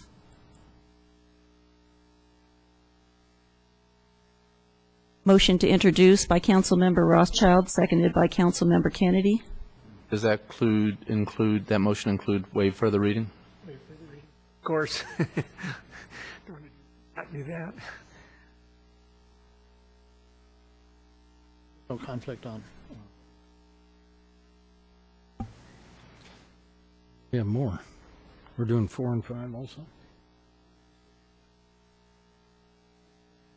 I don't, Mr. Attorney, I don't believe that there's a conflict in regard to 4. This is on solid waste, not liquid waste. It's not on sewer function. I agree. I don't think there's any conflict on 4 or 5. On number 5, this is directly relating to the storm drain services. Even though they're all similar, this is not rated sewer. There should be no conflict there. Okay. I agree. Thank you, sir. Okay, then we'll move on to agenda item number 4, public hearing to call to hear arguments for or against the introduction of ordinance number 2270, entitled, well, have the city clerk read the ordinance once we close the public hearing. We'll open the public hearing on agenda item number 4. I know we do have additional information that was provided.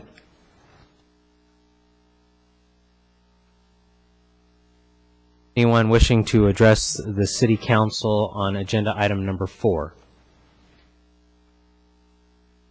Mr. Mueller?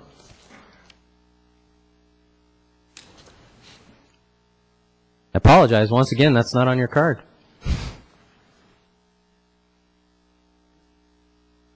This one, I believe, is the solid waste. Yes. Yes, it was on my card, I'm pretty sure. Victor Valley Water District, agenda item number 4, but not on city council. And I'll show you your card if you'd like to see it. Oh, I'll show the whole audience if you'd like to see it. Is this number 2? This is number 4 on the city council agenda. I may be mistaken on this one. Solid waste handling services? No, this is the right one. I apologize. I do apologize for speaking out. I get a little bit irritated myself because I have to sit out there in the audience and I can't speak when I hear things that are being said that I believe are misrepresentations. But I do humbly apologize, Mayor. Thank you. The reason I wanted to speak on this issue is I noticed that it's a requirement that you must pay for the trash disposal. What if somebody said, I want to take care of my own trash? I'm wondering if they could opt out of this. And I don't believe after reading this that you can do that. And I'm wondering, you know, this kind of smacks to me of similar to like Obamacare, where you must pay a tax to have health care whether you care or not about it, whether you want it or not, but you must pay for it. And I'm wondering if it's even constitutional for you to do this. And the reason I ask that is there's no, if I decided that I wanted to take my own trash to the dump, what's to stop me from doing that? The county landfill will accept my fees if I pay at the gate and take my trash there. But under this ordinance, you're forcing citizens to have to pay this, whether they want the service or not. And I'm not sure that whether it's state or federal or local government even can do that to somebody. And I'm just throwing that out there for you to think about that, because I know in Apple Valley this very same issue came up. And the legal counsel that we have hired over there determined that that should be separated out. That requirement to mandate that you must have trash service needs to be separated out. So I'm just throwing that out there for you to possibly think about that. Thank you. Thank you. Anyone else? I would like a little bit of background information on this, as far as what are the differences from what we had before? Did something change? This is primarily a cleanup item by staff to essentially, I mean, we've had old rules on the books for a long period of time, and staff is doing a review of all of the municipal ordinances. This ordinance was undertaken by staff to revise it, to bring it up to date with state law requirements. Is there an answer to the question that Yes, there was is. raised? Okay. When, years ago, I don't pin me down on the time, but years ago, the city of Victorville established a mandatory requirement that waste be disposed of at the county dump site, and that was followed by either Hesperia or Apple Valley. It generates an awful lot of individuals. They went through a lot of public hearings in Apple Valley, a lot of public hearings in Hesperia, and it has been tested in court, and it's found to be in the public interest that there be mandatory trash collection, so that there will not be trash accumulated in the garages for those people who don't want to pay the fee, or dumped in the desert. And even the county has gone to mandatory solid waste. The individual can still use the dump site and pay. They do so. Individuals who live in the county have a fee placed upon them that is part of the tax bill, and they get free dump site because of to go to the dump. Individuals in the city must pay, and it's mandatory service, and it's been tested and upheld, and that's why the city of Victorville, town of Apple Valley, and city of Hesperia have almost similar ordinances in that requirement. And what if somebody is, for instance, they would have to leave town to take care of somebody else in another town? We accept the fact that there's all kinds of situations that can arise, and you couldn't possibly include those, and we meet with those individuals and try to accommodate their needs as best as possible, recognizing that there are situations that they may have to leave the house vacant to attend a sick relative out of state, et cetera, et cetera, et cetera. We sit down and try our best to make accommodations, and as this council can attest to, I don't believe in the last year and a half you've had any complaint from anyone in regard to this service, and so it means that staff must be handling it. Actually, I have had a couple of complaints. When we are changing an ordinance or updating an ordinance, I would like to see a red line version of it, so that I can see what you've taken out and what you've added, because it's very difficult for me to approve this, because it's just like a whole new document. So I would like to make a motion that we table this until we can get a red line version. I believe that there is a red line version in the agenda, that right at the back of the ordinance. That red. Well, there's an underlined version and a lined out version. It's not in red, but that's the intent, to provide exactly to the council what Councilmember Vias has requested.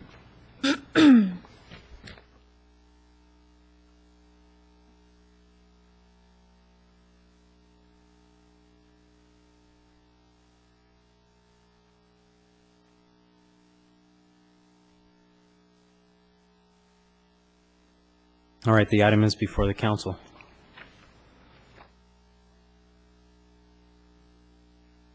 Oh. Has the public hearing been closed? Oh. No, I have not closed public hearing as of yet, so. Yes, please come forward.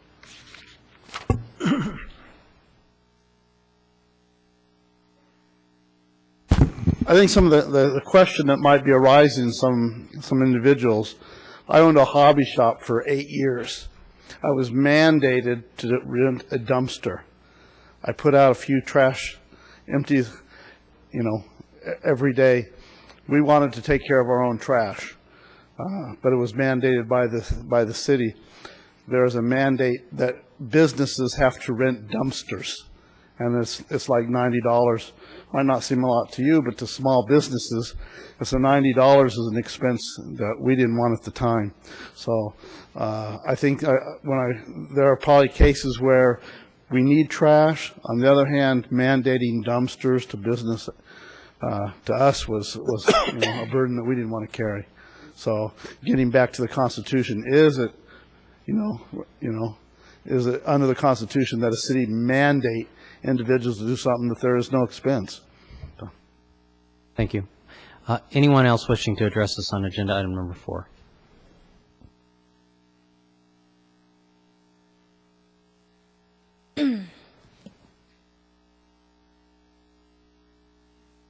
Good evening, Council. The reason I want to address this, I wasn't going to, but I own multiple homes, and this ordinance actually helps me as an owner, because what happens is if this ordinance wasn't in place, then the renters would not have to keep up with their trash, which means that they could leave it, make a mess, and then if they ever leave the home, then we're stuck with the cleanup and the bill. So I personally think it's a good ordinance to keep in place because it's going to help keep the city clean. Thank you. Thank you. Anyone else?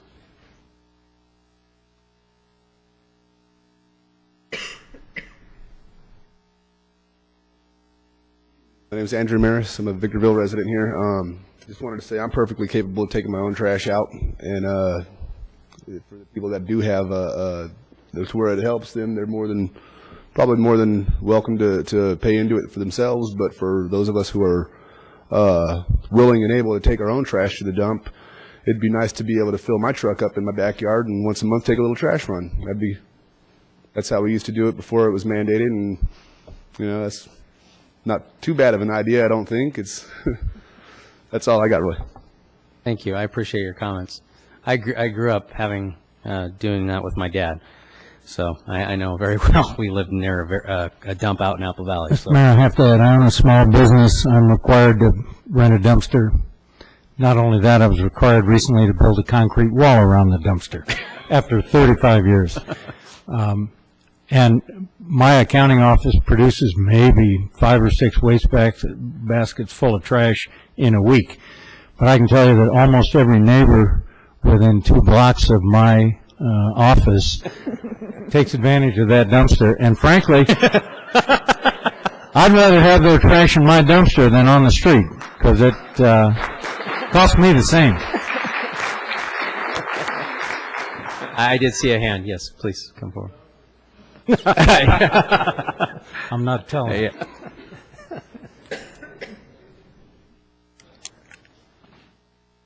I'm not really sure whether I'm for or against this. I can kind of see the argument on both sides. My only concern by having the mandated trash is, from my own perspective, in my own neighborhood, I've called the mayor's office. The mayor's office told me to call the police. We have a problem in my neighborhood where on trash day, and I understand, mandated trash. We all want to be clean, but the city seems incapable with the mandated trash pickup to secure the trash and keep it secure. But when I say that, I mean, in the last couple of months in our neighborhood, we've had a real problem with people coming early on trash day and pilfering the recycle bins. And at first I didn't mind. I thought to myself, well, these poor people, they need to have these recyclables, to supplement their income. And, I'm compassionate. I understand that. However, it's become like a business in my neighborhood. We're having literally, waves of people coming through every trash day. And in the beginning, they were considerate. They just picked out the recyclables. They took them, in the baskets, and they took them and left. But now, because we're having so many, they're having to dig deeper and deeper and deeper into the recycle bin every week. And they're starting to tip the trash cans over and spill the trash all over the street, which is making the neighborhood people have to go out after they put their trash the way they should every night, before trash day, for them to be able to take it by the trucks and take it away. But now we're having to clean up the trash that we never put on the street. And I called the police, I filled out the forms, I did everything, but the problem never got fixed. You know, so if you're going to mandate the trash, and I'm okay with that, keep the trash secure. You know, recycle, you know, as it should be recycled. Don't allow, you know, disease to be spilled out onto the streets. I think there was a situation in Venice not too long ago where the people had complained and it turned into a crisis, you know, and I would hate that, you know, to happen here in Victorville when, you know, I've pleaded for help. You know, like I said, I'm not uncompassionate to the situation of people needing to supplement their income, but if that's the case, then take the recyclables and give it, you know, to a charity, you know, to help these people. But don't let the trash sit on the street if you're going to mandate me to pay trash. Thank you. Thank you for your comments.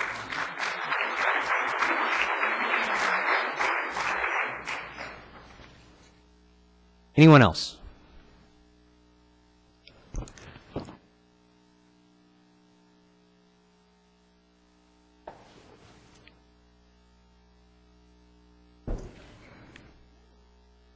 I would also like to say I am a landlord, and if my renter has a right to not pay for trash service and they leave trash all over, well, I just retain their deposit. That's what the deposit is for. I believe it's unconstitutional to mandate it. And also in regards to the lady about leaving the trash out and people pilfering through, it's not only that, but it's also the trash man, when he lifts it up on a windy day, it ends up all over the neighborhood as well. If I took care of my own trash, it wouldn't be like that. Thank you. Thank you. Thank you.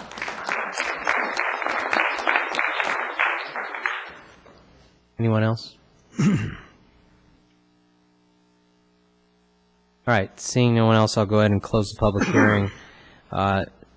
Even if we adopt this tonight, I think it's important that this council ought to look at some options. This is not the first I've heard of these issues. More specifically, the issue that I've heard of is the wind in the high desert and what that tends to do with the trash bins and blowing open the lids and blowing out the trash out of those bins. And obviously, we've got some issues. Look, I have my home and I enjoy the trash service. I have my business, I enjoy the trash service, and I'm willing to pay for it.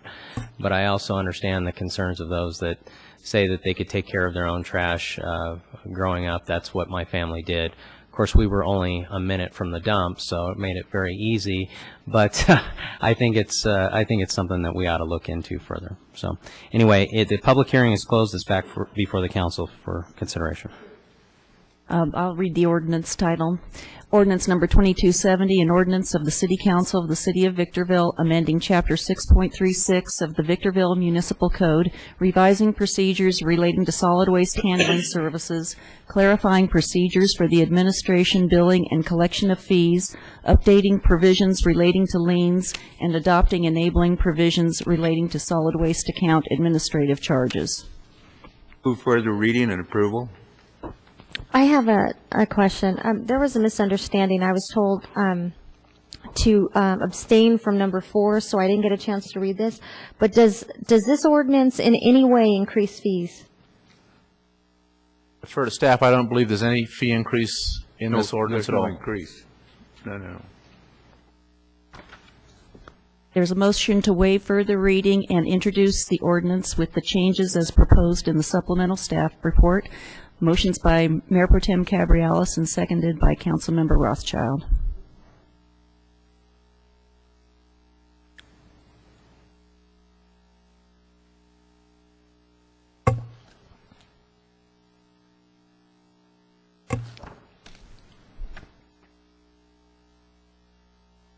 All right, moving on to agenda item number 5, a public hearing called to hear arguments for or against an introduction of ordinance number 2271. Titled, An Ordinance of the City Council of the City of Victorville amending Section 6.30.020, Chapter 6.30 of the Victorville Municipal Code, clarifying the manner in which fees for storm drainage services are set, adopting procedures for the administration, billing, and collection of fees, and adopting enabling provisions relating to storm drainage account administration charges and liens. We'll go ahead and open the public hearing on agenda item number 5. I have one card for Norm Miller.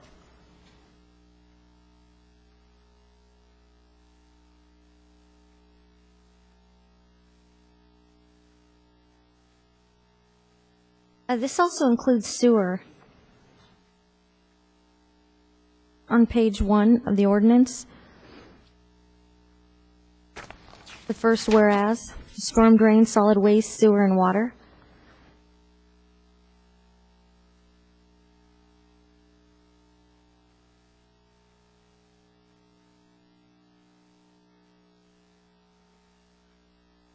I'm sorry, what's the question? One moment, Mr. Miller. The question is whether or not I have a conflict because it includes sewer. But I wasn't notified that there was a conflict prior. This is only for it only explains that it's a consolidation of the billing. I don't believe this has any effect upon the actual collection of sewer fees. I don't think you have a conflict on this at all. Okay. Mr. Miller? Mr. Mayor, council members, thank you. I've had questions on this in the past. You know, as long as we've owned property here, we've paid storm drain fees in the Golden Triangle. And I've never seen any improvement or anything as far as storm drains in the Golden Triangle. They've been put in by the developers, and each end of the storm drain has been sealed because there's nothing to hook them up to take them down to the river or wherever they have to go. Something I'd like to mention is that we lived in the county of Los Angeles for many, many years after I got out of the service and everything. And there's a street that was in, I think it's South Arcadia going into El Monte. It's called El Monte Street. And it was a flood control street. In other words, it was a normal street, probably what you'd call a 4-lane plus parking. But it was V'd in the center instead of humped. So every time it rained, the water was directed into that street to go down to the San Gabriel River, I think it was. Anyway, it was always complained about. People got their cars stuck in there. They got, just all kinds of problems. Well, eventually that was repaired, was rebuilt. There were houses along that street, so there's no development fees that paid for that, or no developers that paid for that, because the houses were already there. It was done after the fact, but it was paid for by the county flood control, Los Angeles County Flood Control. Well, we have a problem up in the Golden Triangle, where the water's coming off from all the new houses that have been built, and the developer fees were not used to take care of that water.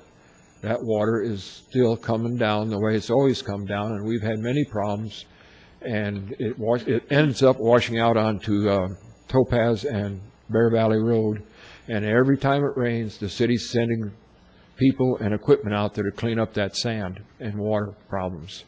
So my question on this is, if we're paying these fees every month for over so many years, and as far as I'm concerned, it's been over 20 years now, or 30 years almost, I think, and we've not seen any improvement in that area, where is that money going? Is it strictly for repair, or does any new construction come to the city of Victorville for storm drains? As far as the city's concerned, I know your development fees pay for that, but there's some times where there's no development, and they have those problems. So is any of that taken care of? Can staff address that question? Amber, if you would address that, please.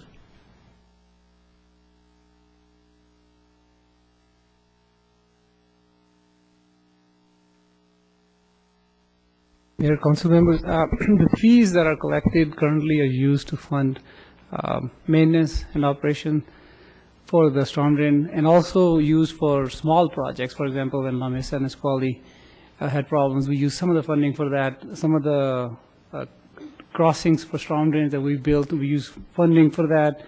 In that area, we use money to build some asphalt berms to direct the water onto the street, keep it away from the dirt. The projects that Mr. Miller was referring to, they are fairly large. County has a flood district in this area, and it will be more appropriate to put this project on their list and see if we can get that funded through that. The fees collected are not enough to fund that. County combined with the developer fees would be the way to fund those major projects. Thank you. I just want to ask, just make sure that this does not include any fee increases No, this does not include any fee increases. All right, anyone else wishing to address us on agenda item number 5?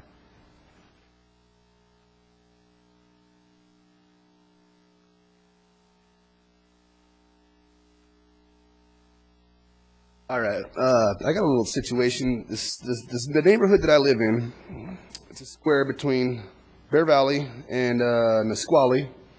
Then it has Balsam and 7th. And that section right there, we've all been paying for the sewage fees and all that stuff since everybody's got homes there. The thing is, though, there's no sewage there. There's no gutters there. There's no sidewalks there. The water washes right through the neighborhood actually naturally with the dirt, and it eroded throughout the years. And the homeowners that have put new homes there have just built around it.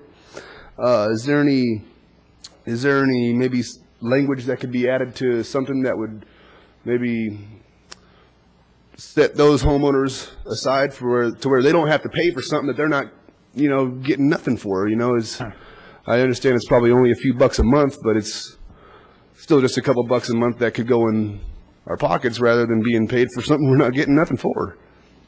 That's all. Mr. Mayor and Council,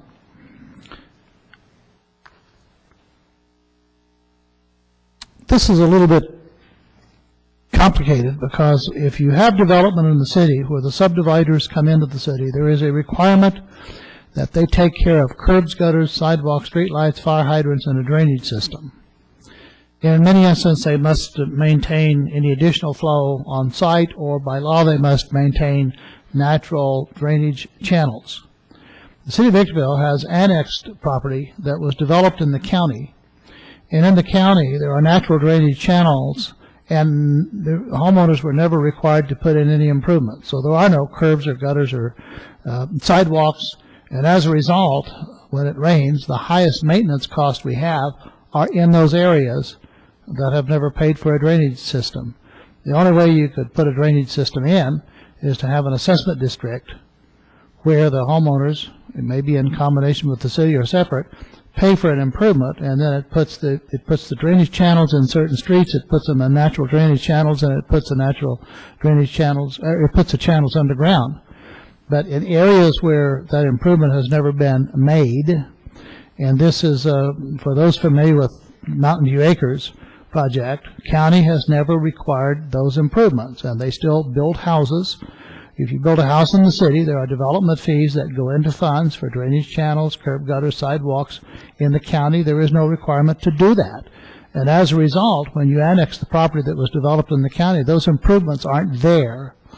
And the city council, years and years ago, had public hearing after public hearing to determine that if they annexed areas that didn't pay for the improvement, going back to the city where you have a subdivision, and when you're buying your house, you are including the cost of everything in that neighborhood, including parks, curbs, gutters, sidewalks, streetlights, fire hydrants, and drainage. Since the individuals never paid for those costs, the council discussed whether or not the city should collect money from people who already paid for them to help put it in for the people who didn't, or should there be assessment districts. It was a policy some 25 or 30 years ago that the city would assist and join all neighborhoods that want to have an assessment district to provide help to them so that they could make those improvements.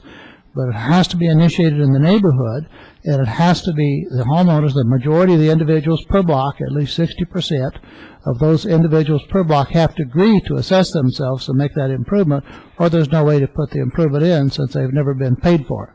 So the monies that are collected, as Mr. Jaker pointed out, that fall amount a month, that goes into small projects.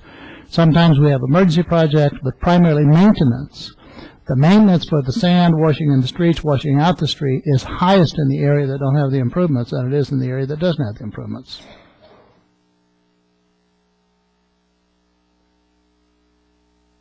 Okay, anyone else wishing to address us on agenda item number 5?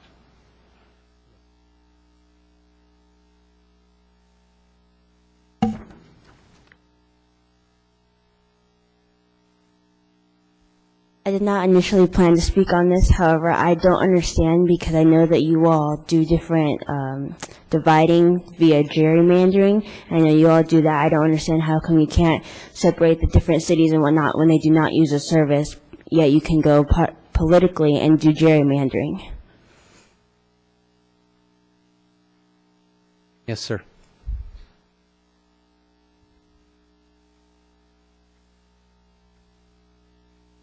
My name is Glenn Alsop, and I am from Victorville. I'm concerned about the flood control that you put down Bear Valley Road, starting at Cobalt, Amethyst, and all of those are new buildings. New Stater Brothers, all of them are relatively new.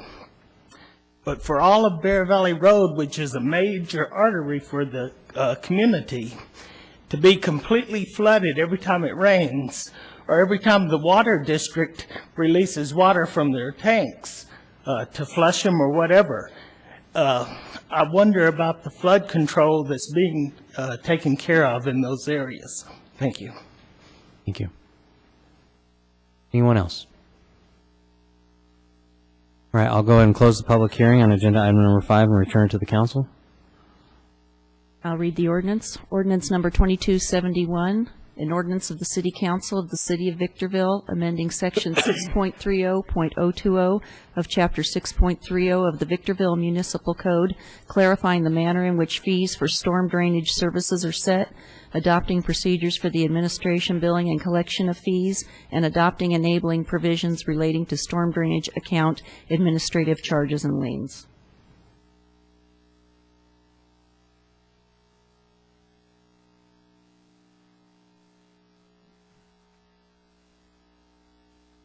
A motion by Councilmember Kennedy to waive further reading and introduce the ordinance, and a second by Mayor Pro Tem Cabrialis.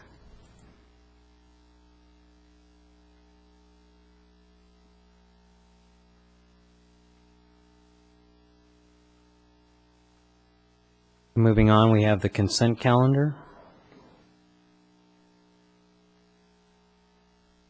I'd like to point out in the consent calendar that, again, we're paying ridiculous amounts of money spent on the city attorney. This month, it's $144,000 over that.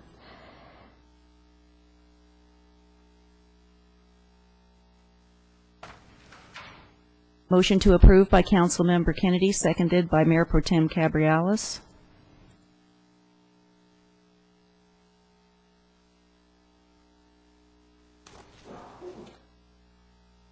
Councilmember Kennedy, may I get a vote from you? Councilmember Kennedy? I did. Oh, thank you.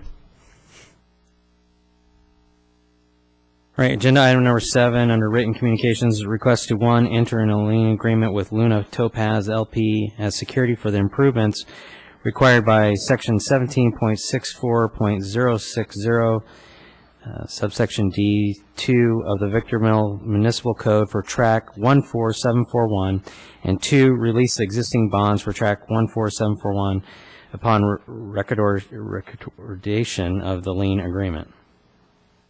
Motion for approval by Councilmember Baez, seconded by Mayor Pro Tem Cabrialis.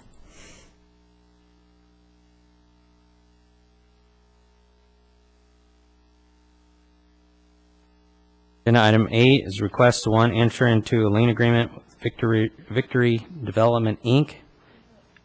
Mayor, I believe someone wanted to speak on that item. I'm sorry.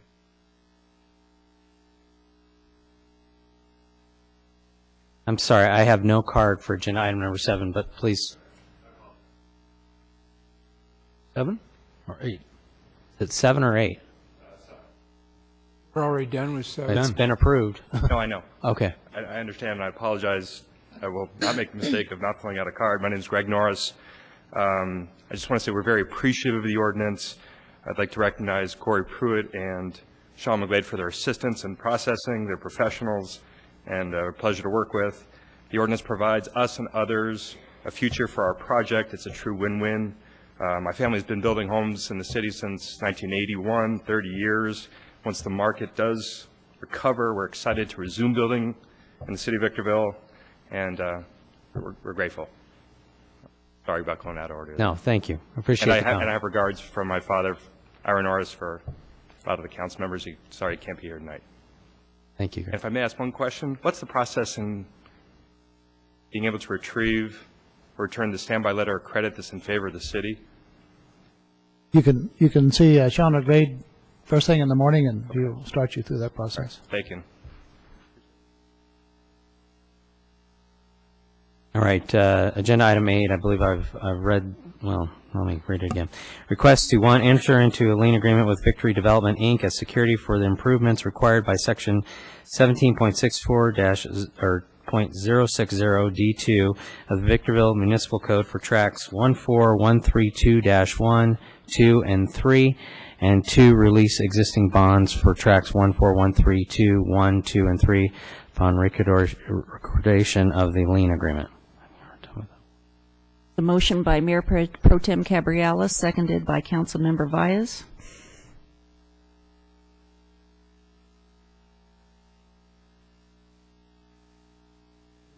Old screen. Oh, there it is.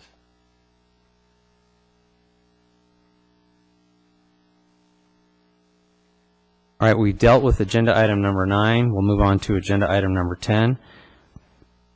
This is a request to approve the attached agreement for legal services with Liebert, Cassidy, and Whitmore.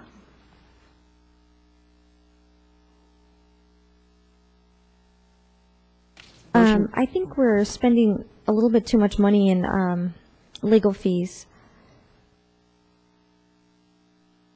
We're already spending over $9 million on our city attorney for the last 5 years, and now we have a new agreement with a new attorney, so he gets to turn over his work to them and then double bill us. I'm a little confused. Well, I'll defer. I mean, this is dealing with personnel issues, and there was a reason specifically for this Correct. firm We to come in. are doing no work related to this issue at all. My role is to represent the entire council. This pertains to issues that affect council members. I'm conflicted out. So this is an independent attorney firm to review issues of conflicts with respect to council members.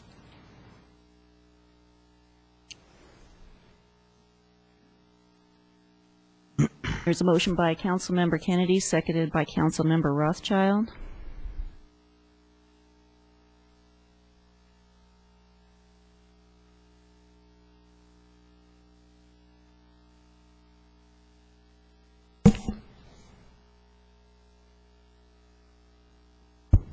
Okay, moving on to agenda item number 11, presentation of proposed policy providing for the tape recording of closed sessions.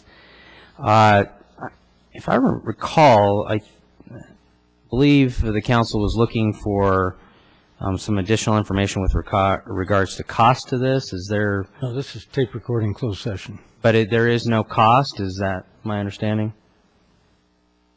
We were supposed to have a staff recommendation, and it was going to explain what the cost was, and then also have a policy on that it's not, nobody can access it unless the council agrees as a whole. So I'm wondering why that wasn't in the agenda. It is. The policy is in the agenda. There is a proposed policy, but there wouldn't really be a cost for us to record It's a it. tape recorder.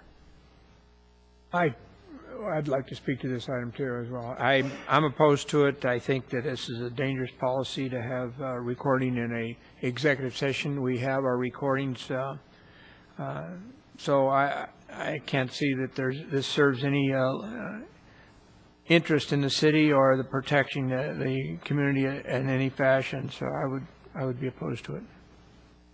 Oh, what dangers would it cause? Sorry? I was talking to Mike. What dangers would it cause? Well, I would be maybe disinclined to express my true feelings on it, and I don't mean on a personal basis. I mean in a substantive way. With tape recordings going, always worrying about any legalism. Executive sessions are all of those personnel items and property issues that are protected out of the public's eye for the benefit of the public in terms of the cost built into that. I see no benefit at all. That you can legally do this, but I see no benefit from having a recording in an executive session that is not something that the news media would even be entitled to unless there was 3 votes in this council to do so. To me, it just opening up a door that I don't think any 5 members on any city council ought to subject themselves to. So for me personally, I'm opposed to it. I have a question for our attorney. With the policy, then it's protected. Correct. If you adopt the policy, the closed session privilege pertains to the entire council as a body, not to any individual member. So in order for there to be a breach, it would require, or to be a waiver, there would require a vote of the entire council. Or as the policy states, you'd need a court order from a court of competent jurisdiction requiring you to turn over those tapes. So you do protect the privilege of the closed session. The concern some cities have with it is, especially with respect to litigation, when you're discussing litigation items, the concern is that some of those may be discoverable. Again, if you protect yourself with the privileges and adhere to the 3-vote principles, which you have in any case as a matter of law, that is what would be required to waive the privilege. No single member could do it. This would add, it wouldn't add any additional workload to the city clerk's office? I wouldn't think it would. It's just, again, a tape recording that would be kept, somewhere in the files. Shirley, you currently take handwritten notes and transcribe them? No, I do not transcribe. Leave them handwritten. Just for reference. I'm not particularly in favor of it, but I'm also not particularly opposed to it. I don't see any. I don't have a problem with it. I don't have any problem with it. It's as protected as the handwritten notes. It's just that every stupid thing we say in closed session is now going to be recorded. I do have 2 cards on this. I have Norm and Dorothy Miller. Which of you would like to go first?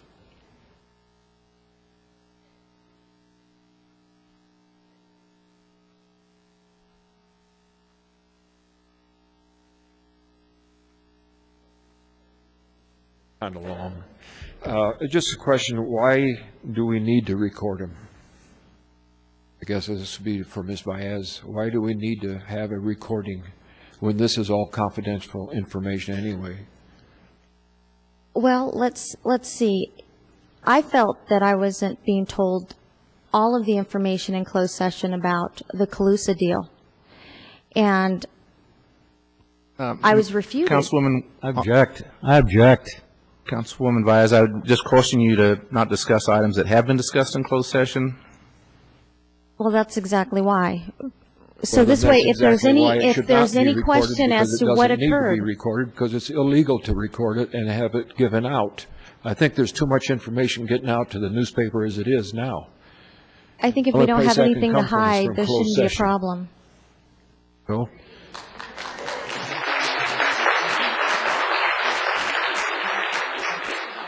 If you can't talk about it, why do you need to record it? Thank you. Dorothy Miller?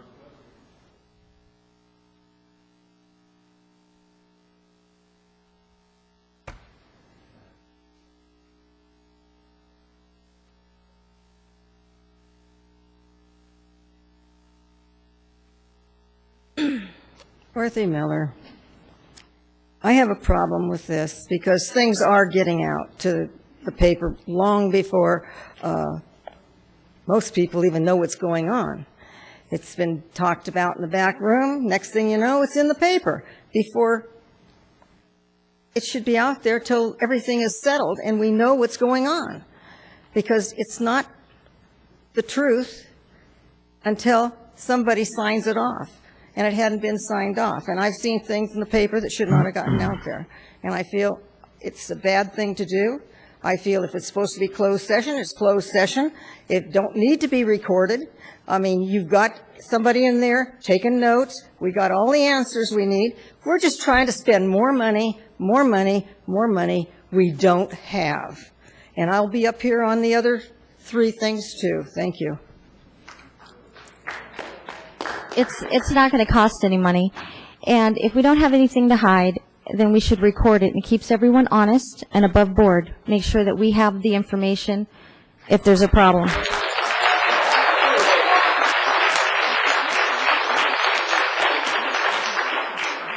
The critical point, folks, is that the reason we have closed session is to hide those topics from public discussion. And the policy Usually says- involving, usually involving matters of litigation, real estate purchases, personnel.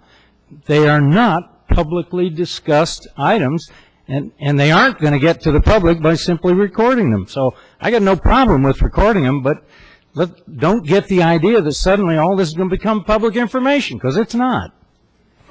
That's how it works. It's a Brown Act. All right, this item is before the council. I entertain a motion.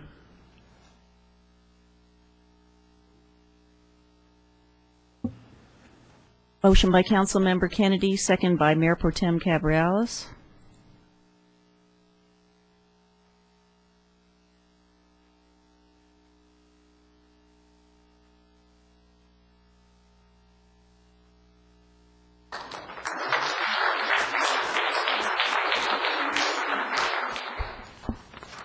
The next agenda item is a request to obtain cost estimates for providing ergonomically correct seating for visitors to City Hall.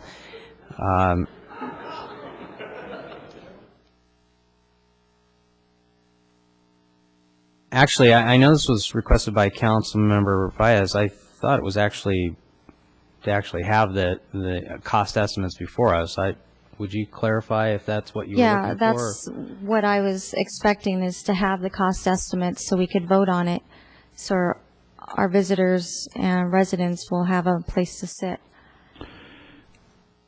This is being processed by the staff because when this building was designed, you had the architects and engineer that was required to make the building compliant with Americans with Disabilities Act.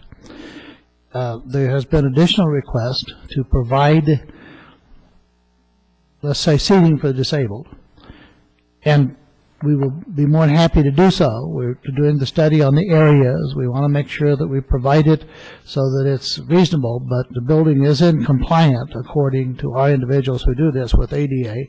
And so what we're going to do is just simply provide chairs that make it convenient for those people who need a place to sit, armchairs, and we have to make sure that those are in compliance with ADA. We can't just go buy chairs because they have arms on them, because if there's an accident, now we have a liability problem. So we're moving ahead with this, making sure that we find out the number of chairs, where do we need them, how many do we need, and what is the cost. And the minute we get those, we can't just go buy chairs because they have arms on them. They have to be in compliance, and the individual that's handling that is moving rather quickly on this. We'll have it to the council as soon as we have an answer.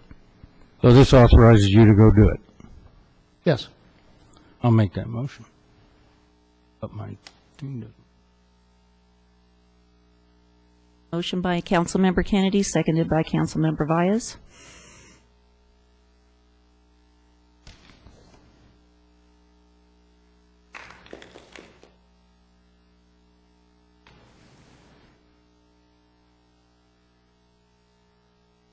Agenda item number 13 is a request to fund 8 vacant sheriff deputy positions.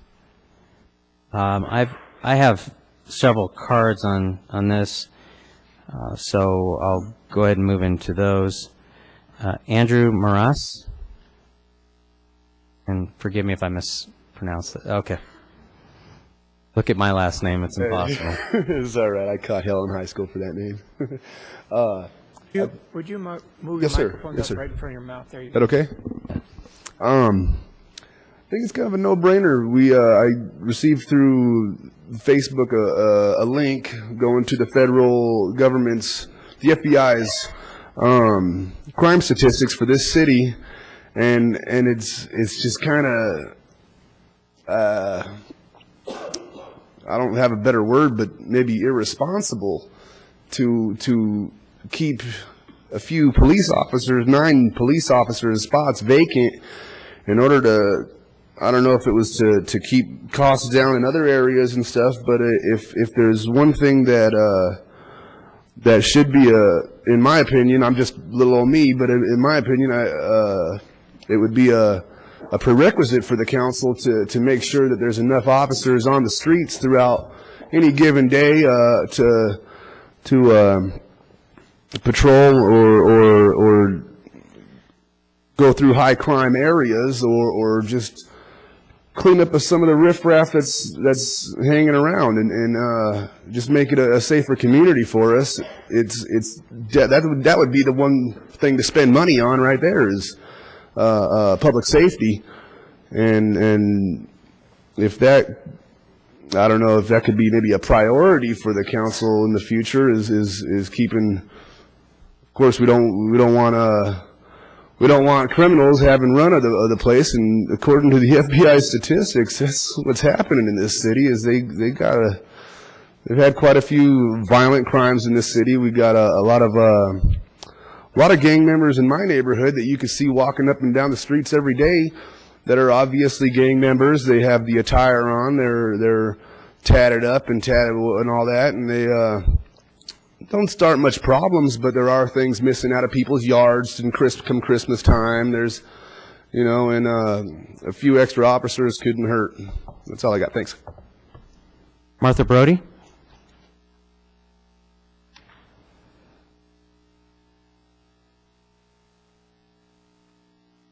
Mr. Mayor, council members, I'm Martha Brody, and I do live in Victorville. You do have my address, I believe, in front of you. I would have never come before this council, and I've lived in this high desert for 30 years. But last week, I called the city of Victorville to have a question answered by code enforcement. And I was told by the lady who answered the phone that there was nobody there to take my question. And she asked me, not very nicely, so what is your problem? And I told her, and she told me, it's not City Hall's problem. You need to call the Victorville Police Department. So I got the number, called the Victorville Police Department, and was told by the lady who answered the phone at the Victorville Police Department, it's not our problem, you need to call dispatch. You have got to be kidding me. Because I needed clarification on code for illegal vehicle parked in my neighborhood, that I had to go through, take the time of our dispatchers at 911, and she said to me, we'll try and get somebody out there.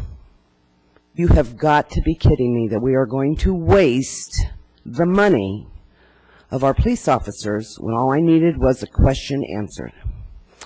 I have the utmost respect for all of you. 3 of you I voted for, and you promised me you would never compromise the safety of our city by reducing public safety in our police department or our fire department. I have the utmost respect for our police department and our San Bernardino County Fire Department, as I have nephews who are police officers, and I have a son-in-law who works for County Fire. I am telling you, Captain Reynolds said that he can protect our city with what he has now, paying them time and a half. They're working 12-hour shifts, and then you're tacking on more hours to these gentlemen who are trying to keep our city safe. It's a crime. We need these police officers on our streets. I have grandchildren that are being raised in this city that are going to public schools. I am a senior myself. I work in the senior industry. I am upset and I am passionate that you 5 need to come together. Put your differences aside. You 3, the new 3 members of this city council, you inherited a damn mess here financially. It's not your fault, but you need to find the money to keep these 9 police officers, bring them on to protect all of us. All of us. And I thank you for your time tonight. Thank you.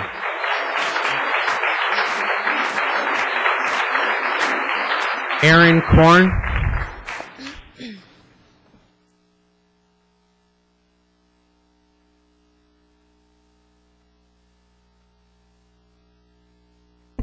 Good evening again, Aaron Korn, Victorville resident and small business owner.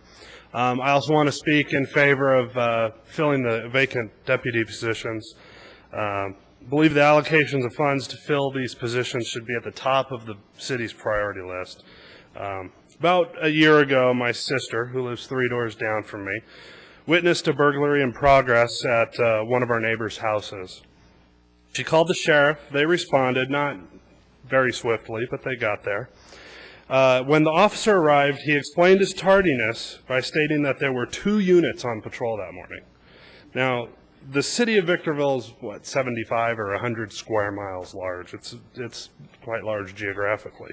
2 units for the whole city. I found it difficult to comprehend that the city this size had so few deputies on patrol that day, and explains why crime and vandalism are a real problem in this town. The officer did an excellent job using the information my sister provided. She was able to get a license plate number, and the perpetrator was caught. But it does reinforce my belief that public safety is the #1 priority of any community. Before power plants, sewer treatment plants, freeway interchanges, before any other projects are considered, the first item on the budget should be for police and fire. If it takes pulling money from other projects, so be it. And we need to get these positions filled immediately. Thank you. Okay. Danielle Ward.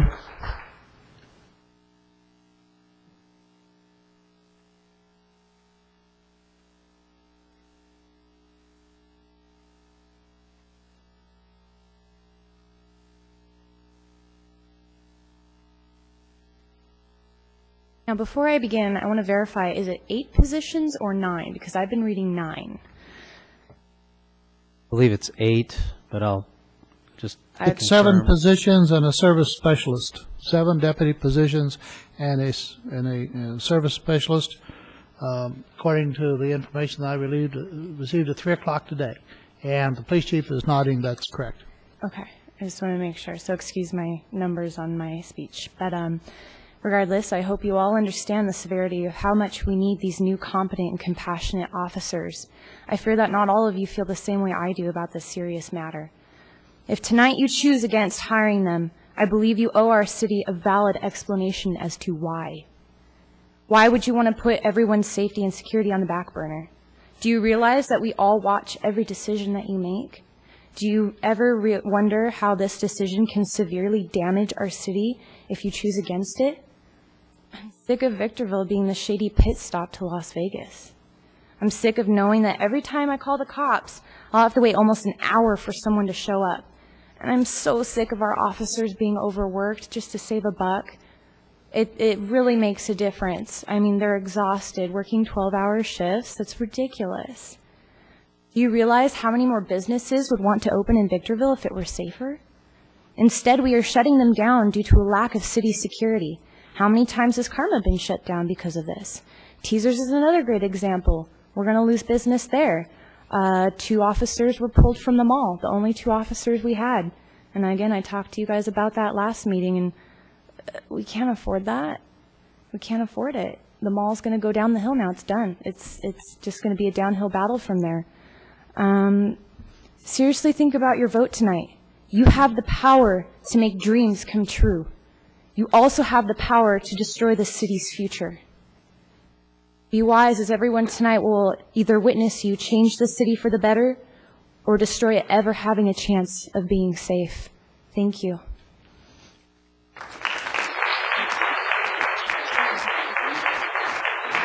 Roderick Gray.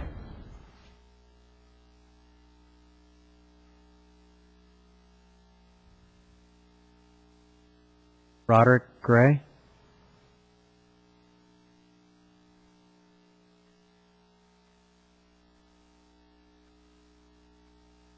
Oh, okay. All right. David Mueller.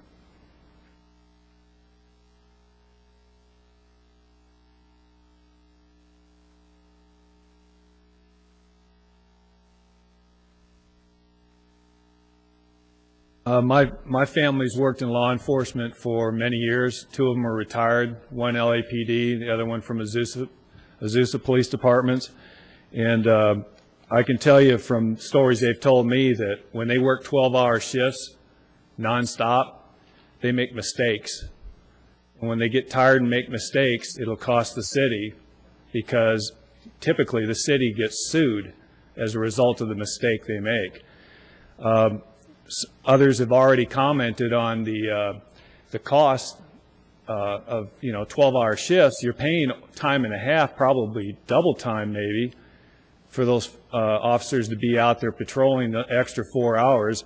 I'd think on holidays they would be paid double time because they are, I believe, part of a police union. So I would think if you take into account the fact that each officer's rolling up an extra 4 hours every day, that should offset some of the costs involved in hiring extra police officers. But the other thing too I never did really understand the breakout of what the pay for the officer is. It was 130, Mr. Cox, is it 130 some $1,000 a year? I don't have the exact number, but it's, I believe it's more than that per officer. But you can't just have an officer. There's benefits. There's a vehicle. They have to do things. There's a staff. There's sergeants. There's secretaries. I remember Chief Reynolds said that that's not what they get paid. They wish they were being paid like that, but that's not what their actual paycheck is.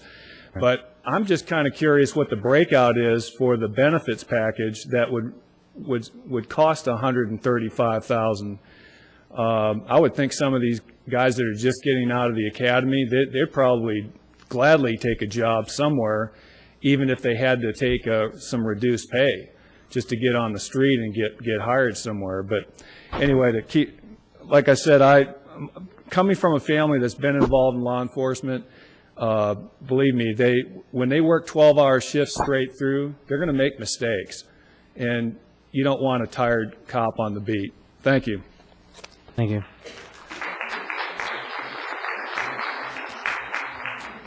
All right, that is all the cards I have on agenda item number 13. Anyone else? Mr. Mayor and Council, this isn't a debate, and I appreciate the comments, but I want to clarify a couple of things. The city nor the city council sets the salary or the benefits of the deputies. We have nothing to do with that.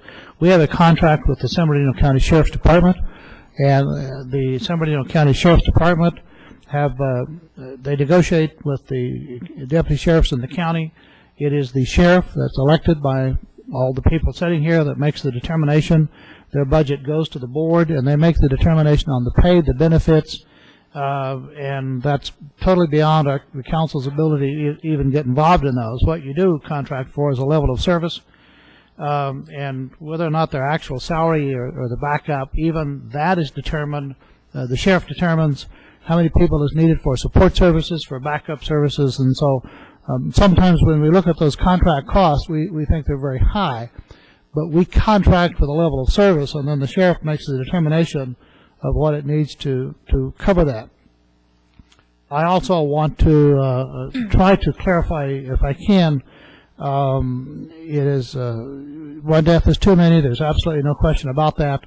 We have had nightclubs where there was deaths, and whether we have a shortage or adequate deputy sheriffs, we do not provide, nor does our contract provide, that we station an officer someplace because there's a problem there. We do routine patrols.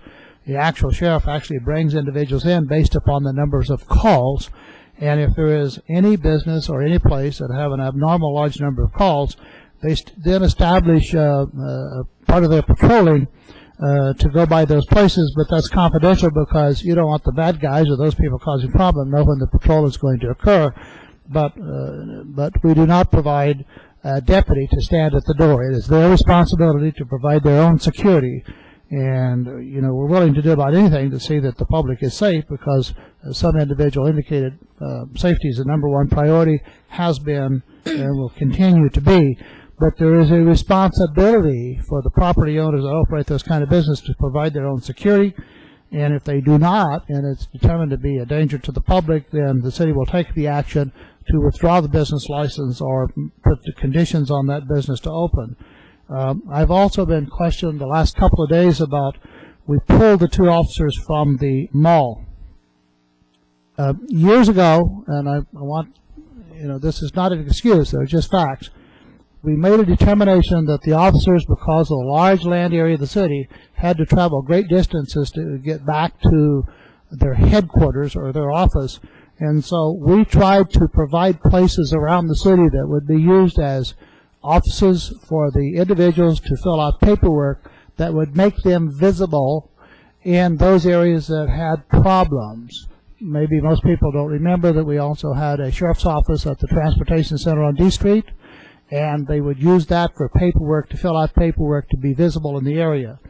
We started doing that at the mall many, many years ago because we had people complaining that it appeared to be the number one place to get a vehicle stolen. We didn't want that information there, so we started scheduling the police chief, started scheduling the officers to be on regular patrol at the mall, and we entered into an agreement with the mall so that we would have officers to go there and do their paperwork and be visible, but they were never assigned to the mall. That's up to the mall to provide their own security. There's new owners of the mall. Those agreements have expired, and we are working with the mall. We encourage them to hire security to make it safe. We also have indicated that the police chief has met with them several times to encourage, but there's no agreement, and we have checked with other malls and other large areas, and those people do pay for security, and that's just the way it's done. It's not up to the taxpayers to provide policemen at a place that won't provide their own security. It becomes a very tough thing to call, but in every instance, it's been in the history of the council to leave that to the police chief to make the determination what the needs are, and then bring that to the city council to address that problem. But I wanted to point that out, that we also have a belief that's been expressed during the past 2 weeks, at least to me, that Victorville has placed the officers on 12-hour shifts to save money. Victorville has nothing to do with placing the officers on the shift. That is a determination of the sheriff's department. They make that determination whether it's an 8-hour shift, a 10-hour shift, or 12-hour shift, and it's all the officers in the valley that's on the 12-hour shift, not just Victorville. And that determination, again, was made by the elected sheriff. Just wanted to clarify those issues. Thank you, Mr. Mayor. Okay, I noticed that the agenda item says that the cost is undetermined. I believe we've had numbers in the past of somewhere in the range of 1.2 million. Mr. Mayor, we had an additional item from the chief's office on the approximate cost of actually, he's listed 9 positions, 2 sheriff's service specialists at $68,000 each, 7 deputies at $135,000 and change. Total cost from his office, an estimate of $1,081,000. I see the chief coming up, but I have to say this. There are several things I want to say on the subject, but I have spoken with the chief privately, and I've also spoken with him publicly. And I've asked him, do you need 8 more deputies? And he gave us the only answer a responsible chief of police could ever give us. Anybody in his right mind in my job would say, yes, I would love to have 8 more deputies. He's also said that he's part of a system here in the city. We've laid off over 200 people in the last 2 years. We went from 800 and some people down to 600. How many, Chief, are in your department? 76? 77? Total of 120, but yeah. His attitude has been, I'm part of this team. For us to, you say this, we're looking at a $4 million budget deficit this year, with no prospect of that improving next year. $4 million budget deficit. It's going to cost us another $1.1 million to find a way to fill these 8 positions. These are positions, he'll correct this, but they have been part of his budget for several years, so that if we do have the ability to fund them, he can process those requests very rapidly. They are not part of the plan for serving the citizens of Victorville today. Public safety is our top priority. 3 years ago, public safety cost 43% of our spending. This year, it is 63% of our spending. We have not done any of our cuts and reductions at the expense of public safety. So in the context of this whole discussion, keep a lot of those facts in mind. My belief is we don't have a way to pay for these deputies without probably laying off 15 to 20 other city employees and beginning to cut into areas of city services that will be felt and will be criticized for as soon as we cut them. It's a dilemma. It's a tough dilemma. Mr. Kennedy, look to your right. His name's Andre D. Butnowski. $9 million. There it is. How many police can we get for $9 million?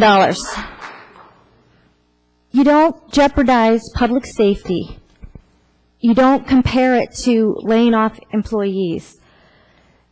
It needs to be priority. We all got elected by saying that we were going to protect the people. We're going to have public safety as our priority.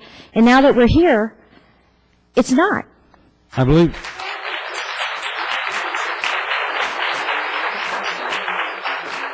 I was elected because the one message I took every place I spoke to anybody in this city was that I was not going to spend money that I didn't have. We were not going to live beyond our means. Now, that was my message, and I'm standing by it. I asked for an RFP. Whatever the cost is, that's my message. I asked for an RFP to go out for legal services so we can find an attorney that doesn't get us into litigation. So we would save on that as well as the legal fees. Where are we today? We're down 8 officers, and our legal fees just climb and climb and climb. It's irresponsible. Andrew's words were perfect. It's irresponsible. We can use that money that we're spending on legal fees in public safety.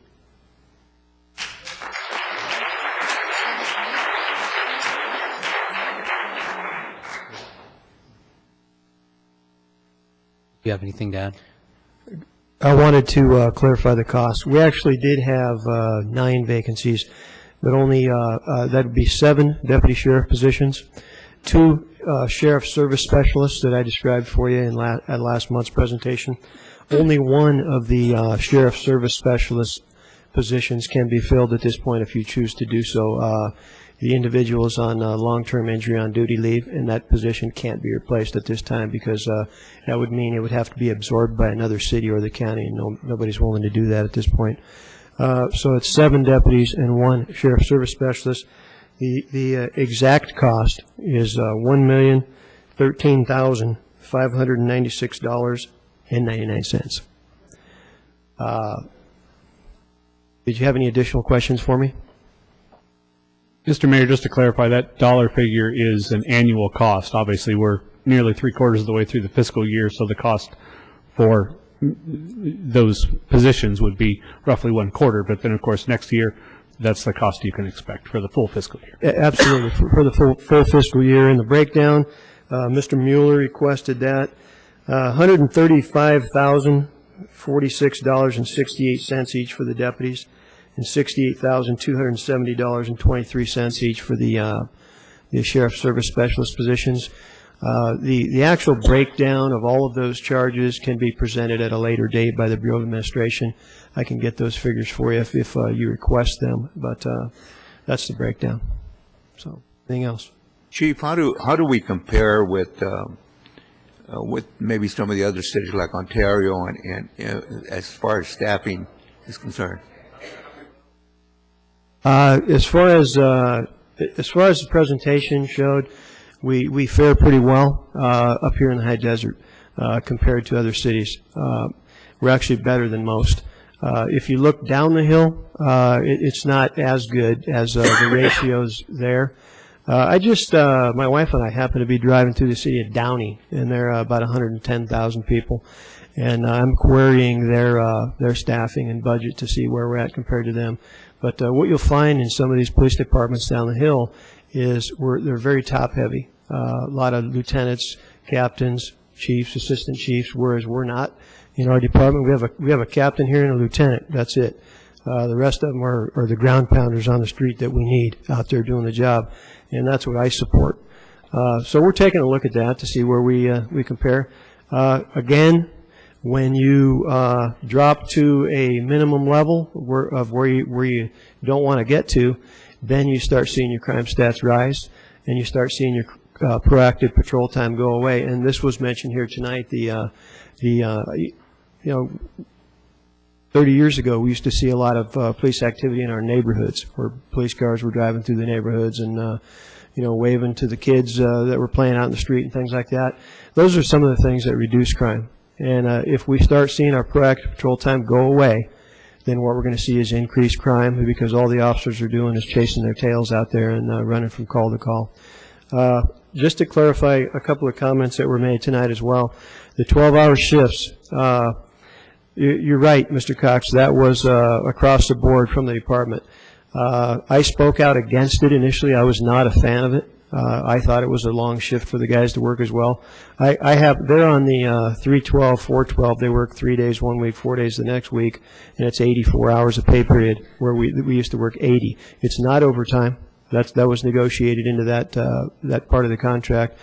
And I'm on the 512, so I don't have a lot of sympathy for them. I work 5 days a week, 12 hours a day approximately. So I feel their pain, but I am my troops' biggest fan. I'll tell you that, and I'll tell everybody in the audience that. And if I see 12-hour shifts as a problem for our folks, then I'll be the first to raise my hand and mention that to the sheriff. I talked to deputy marshals here in the audience tonight with me, and he spoke very candidly to him, and most of them seem to like the 12-hour shift. It doesn't cost the city any extra money. They're still there. But it is what it is. 12-hour shifts aren't going away anytime soon anywhere across this department. That's countywide.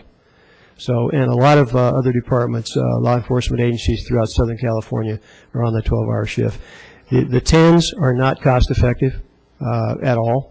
And that's what we were on department-wide. We went away from that to save millions of dollars, and it's worked. The 8s are probably more effective and more conducive to, rest and things like that were mentioned here tonight for the employees. But the employees had the opportunity to look at the 8s and the 12s, and they opted for the 12. So that's where we're at. Thank you. Yes. Captain, you remember our conversation before we got into the 12-hour shifts. I had sat down and had chatted with you, and I wanted your assurances that that 12-hour shift was not going to be overly burdened. Some of you assured me at that time that it was the trend, that was the way they were going, and one item that you'd put into that was that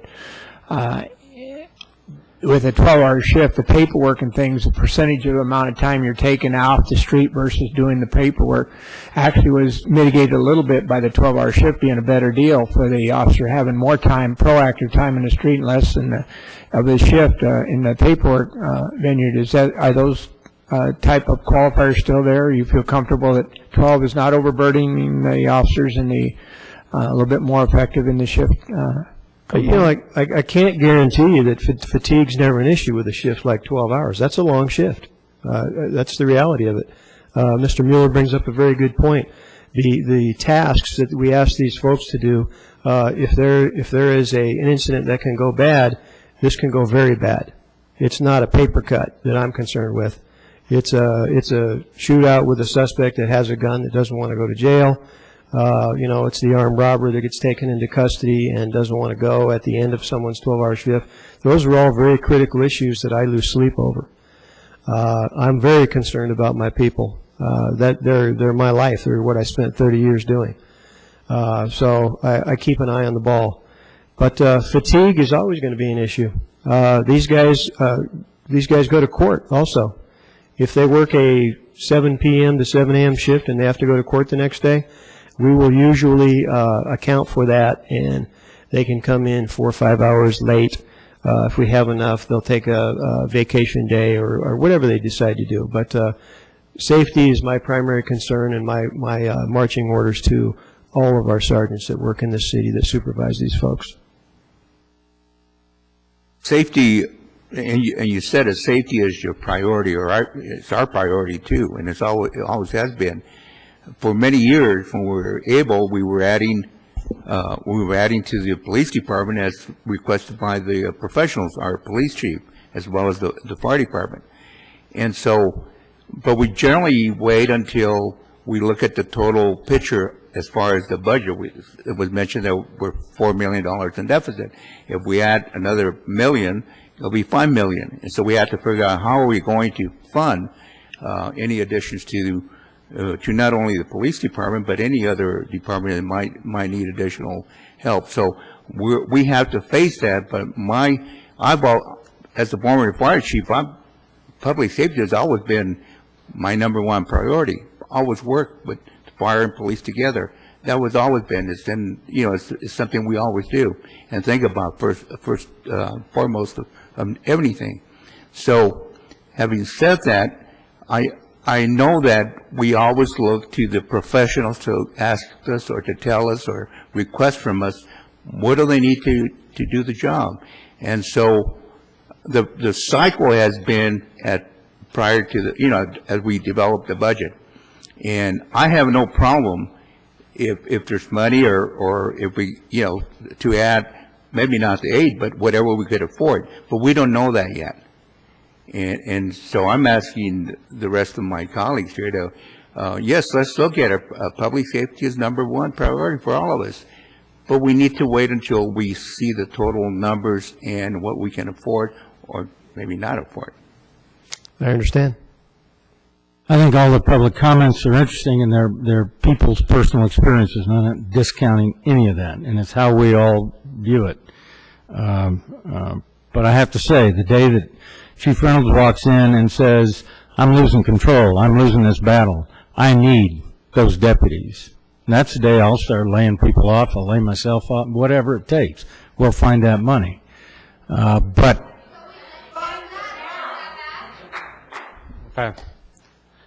But that's where we are. Thank you. All right. From my perspective, this is something that I wanted to do since I first came on the council.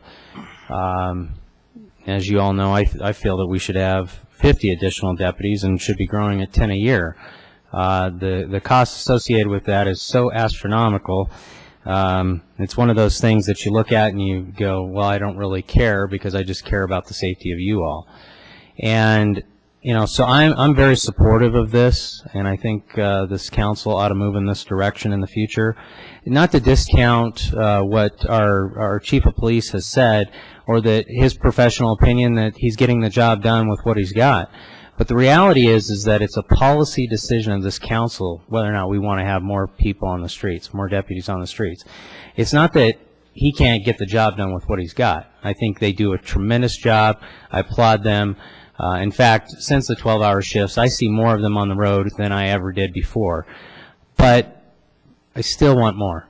I still think we need more. So those are my comments. It is before the council. I'll entertain a motion at this time.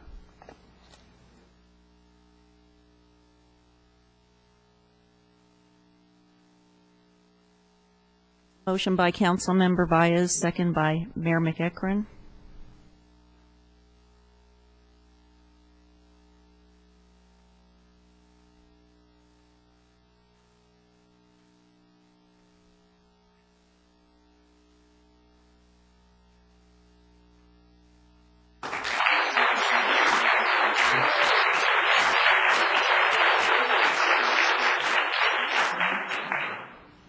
I thank you all for your comments and testimony on that item tonight.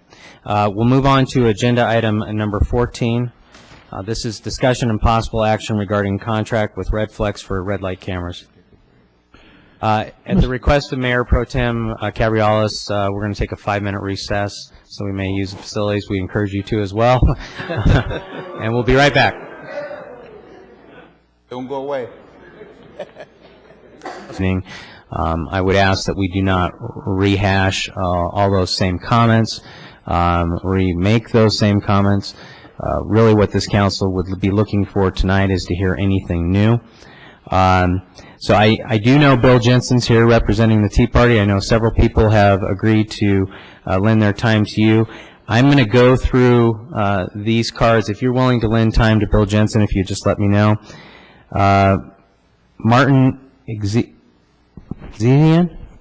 Okay. Thank you. Lana Stevens? Okay. David Mueller, I know you want to talk on your own. I don't know about that. Suzanne Malik? Yes? Okay, thank you. Sheila Butte? Okay. Did I pronounce that right? Oh. Julie Cutler? Thank you. Barb Powers? Thank you.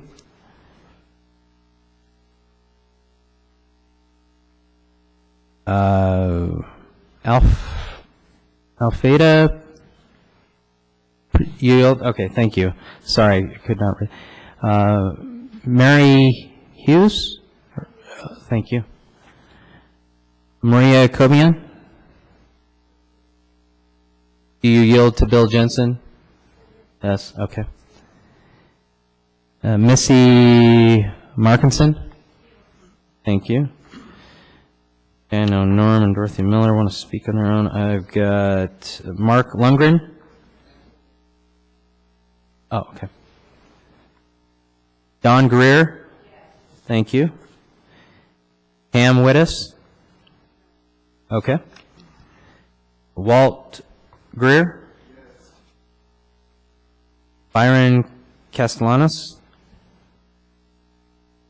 Not here, okay. And Glenna Jo Meadows Hicks? Okay. She's not going to yield. Okay. So, yeah, yes. Do you want a short presentation for the staff on this before we Please. start the? Please, I just wanted to clarify that Okay. while we were getting the rest of the council back in. Mr. Mayor and Council, when the City Council discussed the matter for the Red Flags, we had a presentation just a short time ago by the police chief. It was quite an evening with a lot of individuals, and this was assigned to the staff, and I indicated that we could, staff could have a report back to the City Council within a 30-day period. I knew what I wanted to do in my mind was to put together a presentation that would allow the City Council to choose between alternatives, and that would be to either keep the cameras or turn them off and hopefully tell the council what it would cost them in contract fees to keep the camera on or what it would cost to turn the cameras off. I didn't go into the safety reasons. That had already been a full presentation by the police chief at that time, and a slide presentation was made. We began to gather the information to find the best way that the city could approach this on what was available to the city to order to advise the council on the alternatives that they had. And after a short period of time, it became pretty evident that I was not going to be able to submit the report that I thought I could submit because Red Flags has taken the position, I'm not arguing they're right or wrong, they've taken a position that a year ago, March of 2010, they in good faith renegotiated their contract with the City Council of the City of Victorville that had been entered into sometime around October the 3rd, 2007.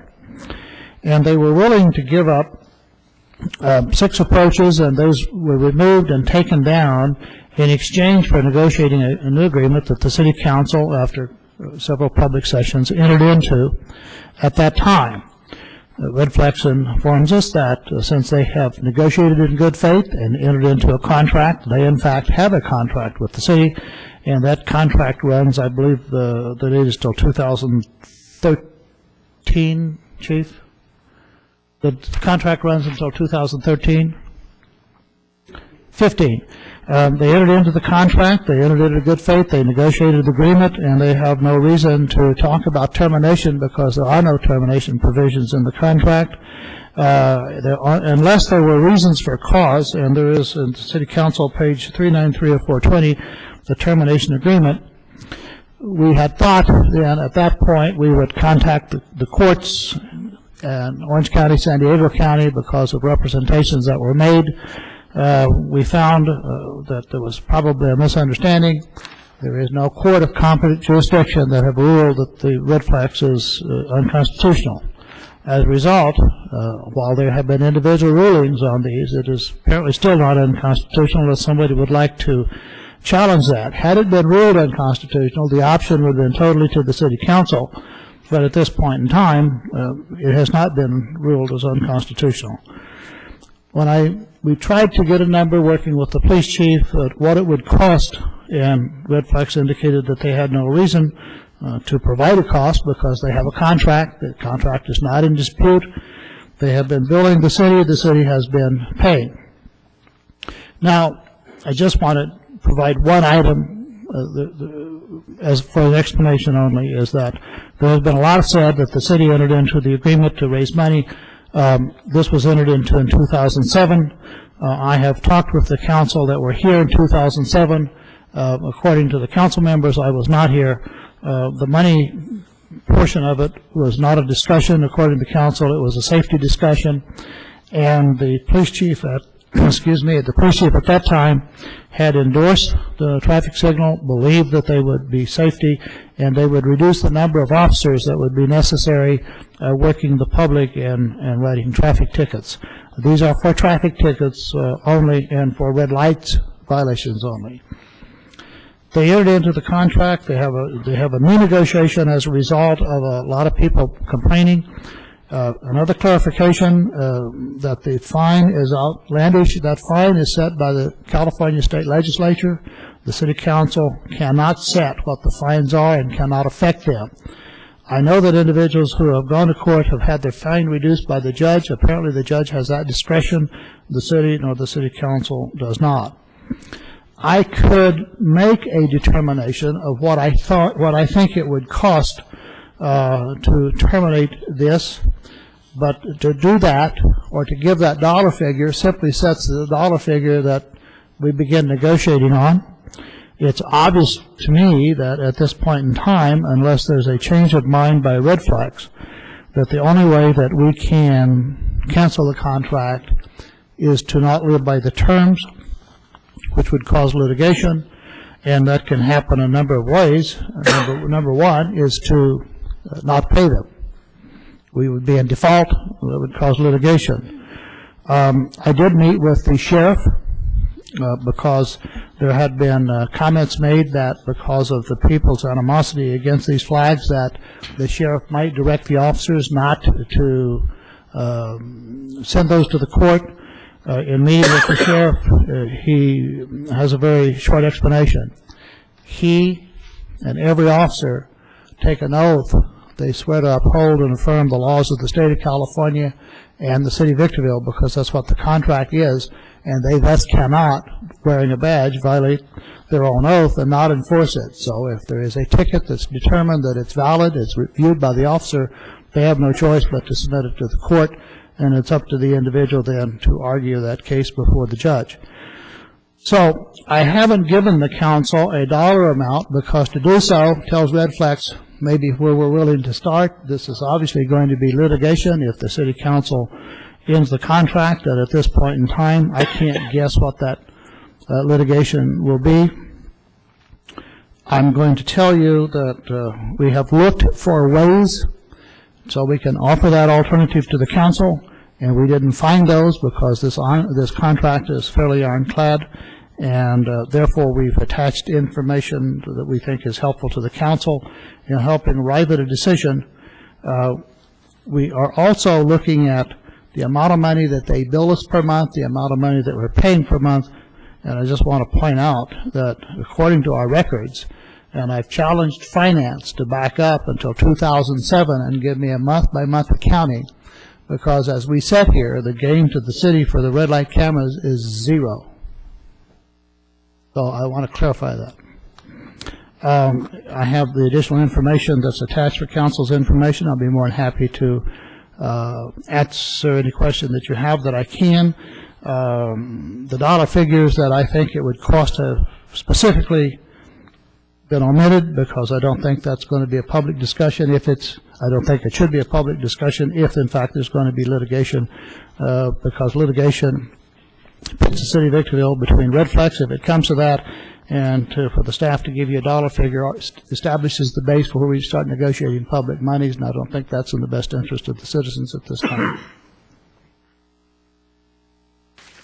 Okay, thank you. I did receive another card, Clint Air. Are you willing to lend your time to Bill, or you want to speak? Okay, I figured you did. All right, let me go ahead and start going through the cards. We'll start with Glenna Joe Meadows Hicks.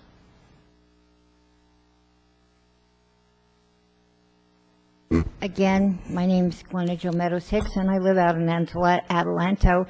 But not too long ago, I was coming down 7th Street, well, coming down D Street, and at 7th Street, if I would have put my brakes on, I would have wound up inside the intersection, for one thing. And at the time, I was going through the light, a truck was right alongside of me doing the same thing. I have had a driver's license since I was 16 years old. I'm now 55. I'll be 56 in June. I've been driving 40 years without a ticket, without an accident, or anything. And Mr. Cox had said something about the officers. Well, I never had an officer say anything to me when I got this red light ticket. I don't have $486 to pay for this ticket.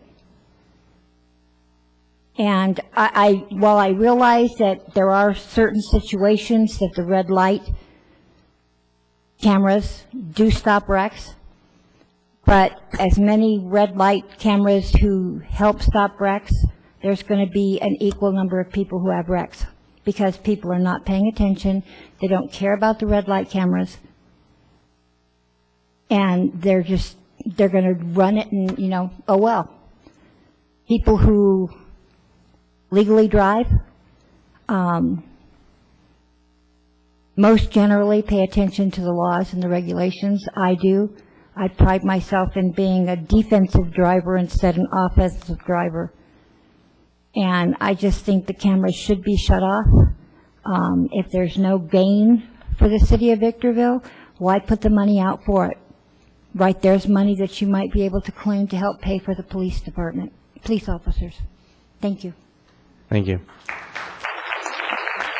Pam Wittes.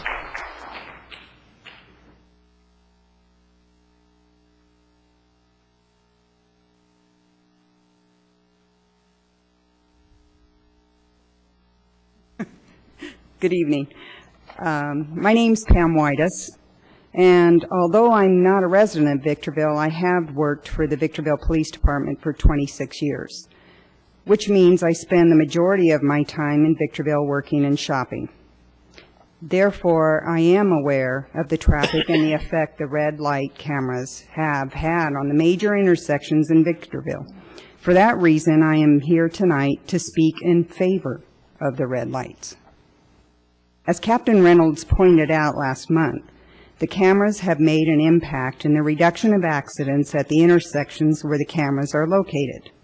Although Councilwoman Baez felt those numbers could be skewed, I know, having been involved in gathering that data, that those numbers are accurate and were not altered to sway anyone's decision one way or the other. Members of the Tea Party in Victorville, speaking in opposition of the red light cameras, stated they were not concerned with the number of accidents caused by people running red lights. They were only concerned with the red light cameras being unconstitutional.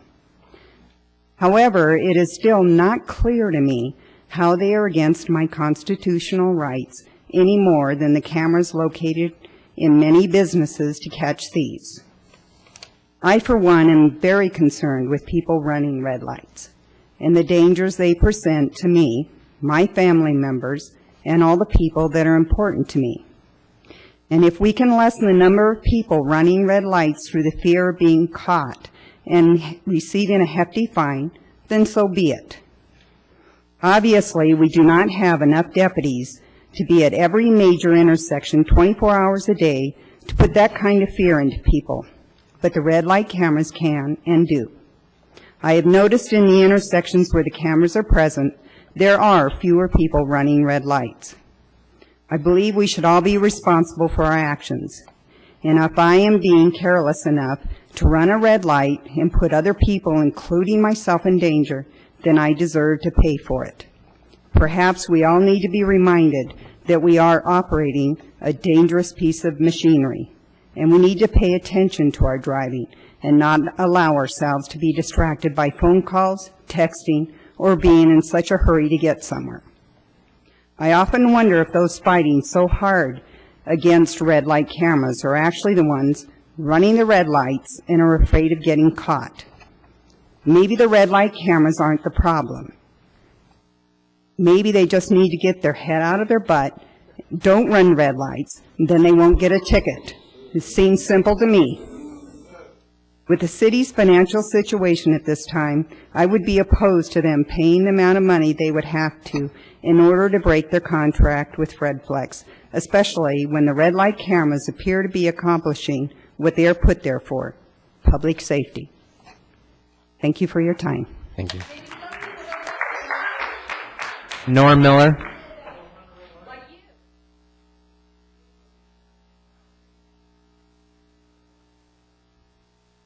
Norm Miller.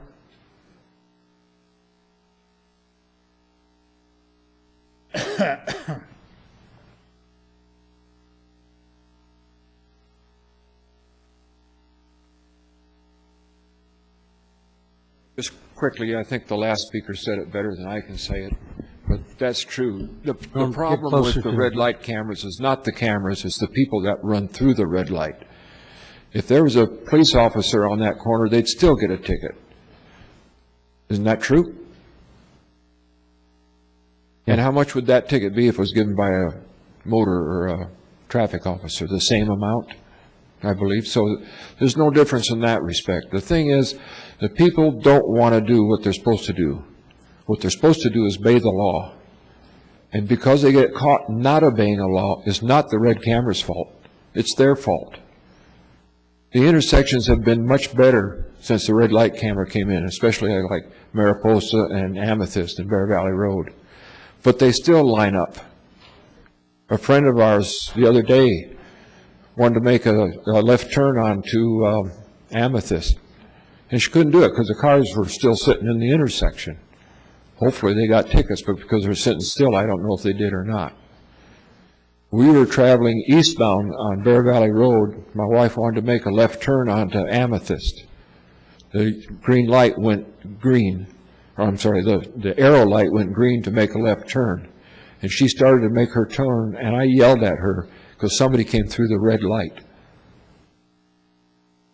So, you know, people are going to disobey the law, but if the red light cameras can minimize that to whatever extent, and especially if they can minimize a head-on or what they call T-bone accident that could possibly kill people, they need to be there because they're stopping people from disobeying the law.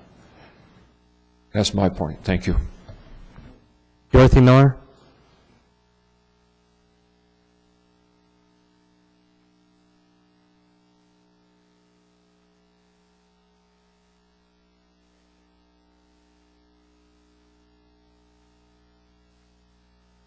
Hate to say it, but he messed up on a street name.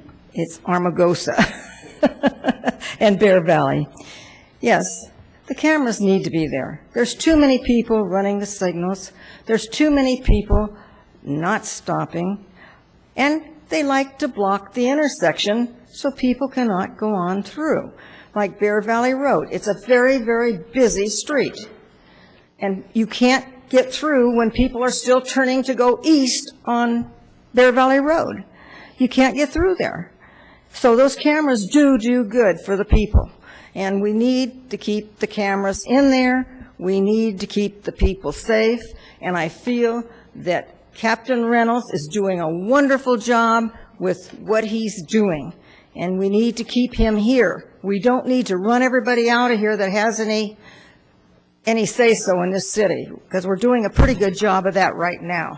There's too many people leaving. There's too many people. We don't have the people we really need. We need to look at the roads. Bear Valley Road is an absolute disaster going towards 395. That road has gotten so rough, it's not even funny. We need to spend money for all the people in the city, changing seats here. What good's that going to do? It's not serving all the people in this city. This city is not getting served the way they should. And getting rid of an attorney.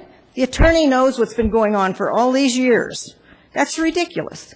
You need to stop and think about it. You need to stop and think about these red lights. They're wonderful. Thank you. David Mueller.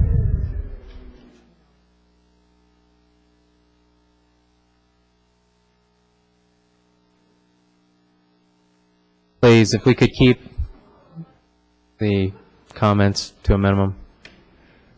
Once again, my name's Dave Mueller. I'm with highdesertpolitics.org. Hope people will check my site out. I find this extremely comical, to be honest with you, but in some areas, the red light cameras, people put paper bags on their head to beat the ticket. Seriously, and they're flipping the camera off as they're going through. Because you cannot identify the driver. You got the car, but you cannot prove who was driving. And people are literally doing that to beat the tickets. And that's a shame, really, because it is a public safety issue, but I want to focus more on the legal aspects. I know we already had an attorney, but I'm talking about what you folks passed, the contract you passed. And I want to go back to 2007. I always go back in your files because that's where the stuff really has happened. I encourage everyone to go to the September 18th, 2007 agenda. You'll have to go to the archives to get this. But Victorville signed an agreement with Redflex, and it was a presentation by Sean McGlade. I hate to throw you under the bus, Sean, but it was your presentation. The cost to the city was going to be $471,000 to install it, to install 8 intersections for 8 months. The term of the contract was 5 years. Well, by my calculations, we haven't hit 5 years yet. So something motivated the need to change that contract. I don't know what that could have been. Maybe the economic downturn. We all of a sudden needed to change it. But let me read to you what your contract said. It says revenues from fines will match or exceed the costs. And at the time they said $471,000 would be the cost to put these in for 8 intersections.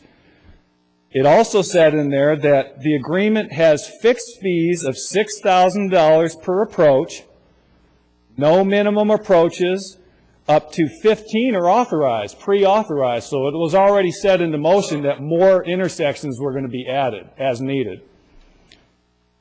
Then here's the key point I want to make. City can terminate the contract for cause or convenience. Now, for what possible reason would the city attorney, our $9 million man over here, renegotiate a contract that would tell you folks that, well, no, we can't get out of this deal. We can't get out of this deal. We have to have this deal.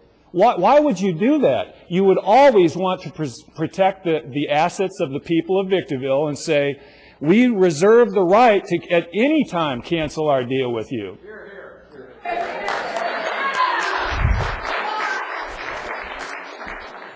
Mr. Mueller, your 3 minutes are up. If you No, could wrap not it up. yet. Not quite yet. I'm Yes, sure- they are. The 3 minutes are up. I have one last Please, comment. if you could wrap it up. Thank you, Mr. Jensen.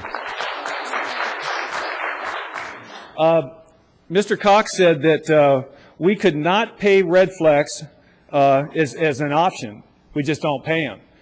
I would say we've already done that with GE.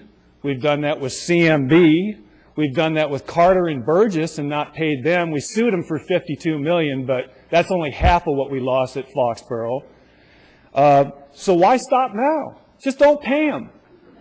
I mean, I'm just trying to be realistic here about the realities of what's going on. I want to find out why. This is the key thing. I want to find out why Mr. DeBortnowski would change a contract that was already written for a 5-year period before the 5 years expired and then change the terms so that you'd have to be sued in order to get out of it.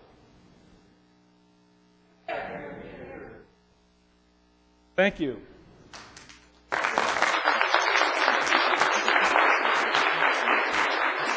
Clint, Air. Clint.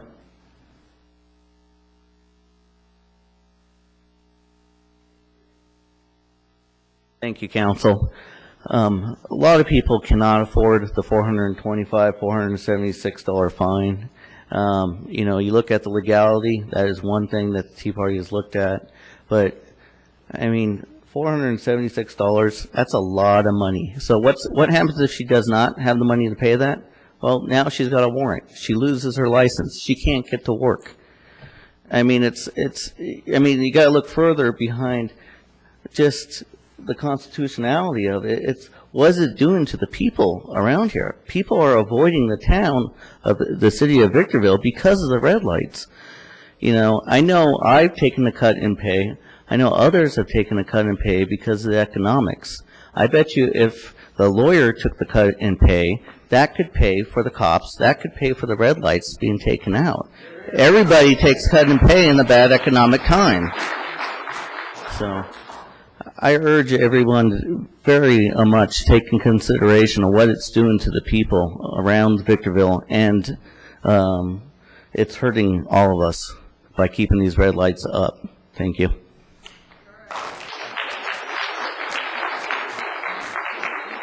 Mr. Jensen, you now have 57 minutes.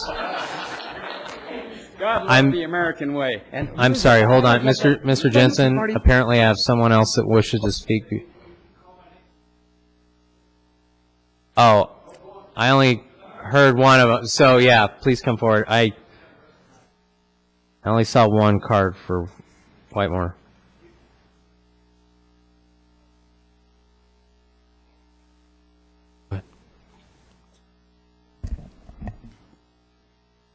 Good evening, Mr. Mayor, council members. Thank you for your time. My name is Michael Lundgren. I've been a resident of Apple Valley. Oh, okay. Can I get more time? Is that better? Yes. Okay. I can't even read. Okay. Well, I've been a resident of Apple Valley since 1975. I shop, dine, golf, have a business in Victorville, so I'm affected by what happens here just as much as Apple Valley or any place else. At the risk of being hissed or booed, which I know I will, I'm here to speak in favor of the red light cameras. Last month, the Tea Party attorney said that he had never spoken with anyone who was in favor of red light cameras. Well, I've never talked to anyone that voted for Jerry Brown or President Obama, but they got elected. I've been in favor of red light cameras since day one. My main argument for keeping red light cameras would be the reduction in gridlock at Bear Valley and Amargosa. I guess the Millers and I must go through at different times. But I've seen the reduction. There was times when cars would line up and you'd be waiting to turn and you wouldn't be able to go through till maybe it was yellow. So a couple cars go through on yellow, a couple more go through on the red just because I've been sitting there so long. In my experience, the traffic is much smoother at Bear Valley and Amargosa, and that's my main argument for keeping them. Having the red light cameras frees deputies to respond to other potentially more important calls rather than being tied up, writing citations, or investigating accidents at those intersections. People complain about the hefty fine, but it's the same whether you get caught by a deputy or by the camera. The cameras don't make any money for the city or the sheriff's department, but the effect they have is, in my opinion, a positive one. Since only about 10% of the incidents that are recorded are cited, and of those, many are dismissed or the fines reduced, I don't see the big deal. If you pay attention to your driving and obey the laws, you won't have a problem. Panic stopping at a yellow light means you either aren't paying attention, you're going too fast, or you're just a lousy driver. Last month, Captain Reynolds reported that some of the cameras that weren't serving the purpose of increasing safety were eliminated. I'm sure when the contracts are up on those remaining cameras, they'll be reevaluated to see if they're still viable. I see no reason to rush and take out all red light cameras because of a potential threat of a lawsuit claiming they are unconstitutional. If the cameras are unconstitutional and an infringement on the public rights, then I propose we eliminate all red lights, all stop signs. While we're at it, let's just take the paint out of the middle of the road that tells us what lanes to drive in and what side of the road to drive on. Heck, if we could eliminate those 26 pesky signals between my house and here, I could get here in 4.9 minutes at 120 miles an hour. That makes about as much sense as the Tea Party attorney's argument that the red light camera program is another step to the government putting cameras in our bedrooms and bathrooms in our homes. I believe the red light cameras are good for the safety of the citizens of Victor Valley and should remain as long as they continue to do that good. Thank you.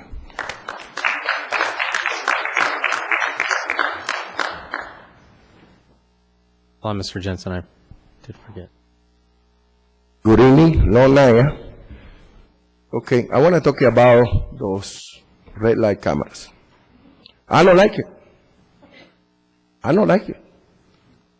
Either you don't like it.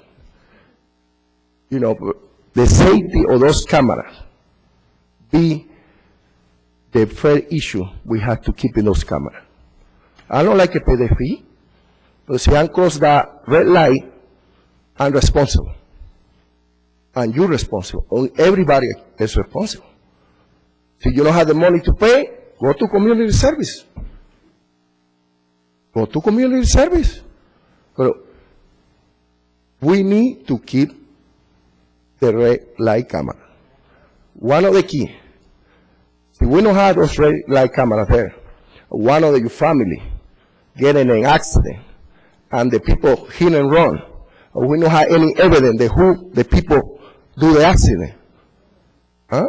You're not thinking in that? I have 5 daughters living here in Victorville, not living in Apple Valley in Hesperia, living here in Victorville. I don't like the red camera, you know, because I have to pay the fee. Nobody like pay the fee. But that's a safety issue for our community.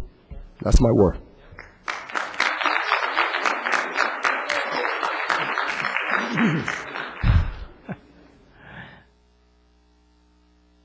I'm giving Mr. Jensen the last word, so please come forward.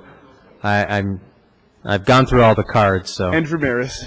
I don't think it's really fair to the public to think under the assumption that the people are going to commit crimes.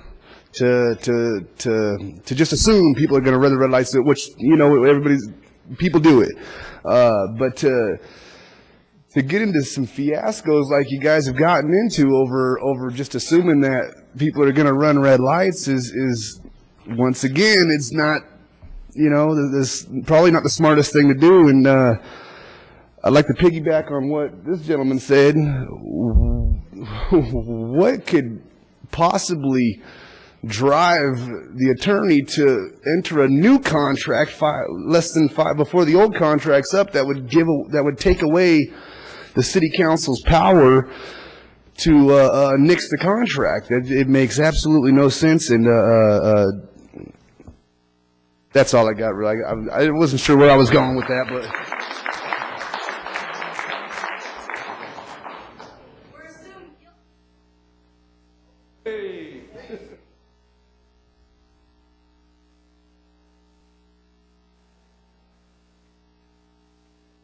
Good evening.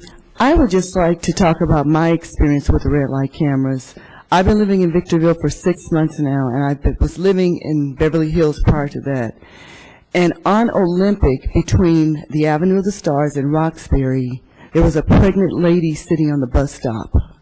A car decided to gun it to beat the red light camera, ending up hitting this pregnant woman and killing her on the bus stop because they decided that they wanted to try and beat out a, $400 and some odd ticket. And I witnessed this myself when I was jogging down the street, and I stayed there for about 2 or 3 hours watching them take this body away in a bag. So that is my experience. So it's not always safety to have a red light camera.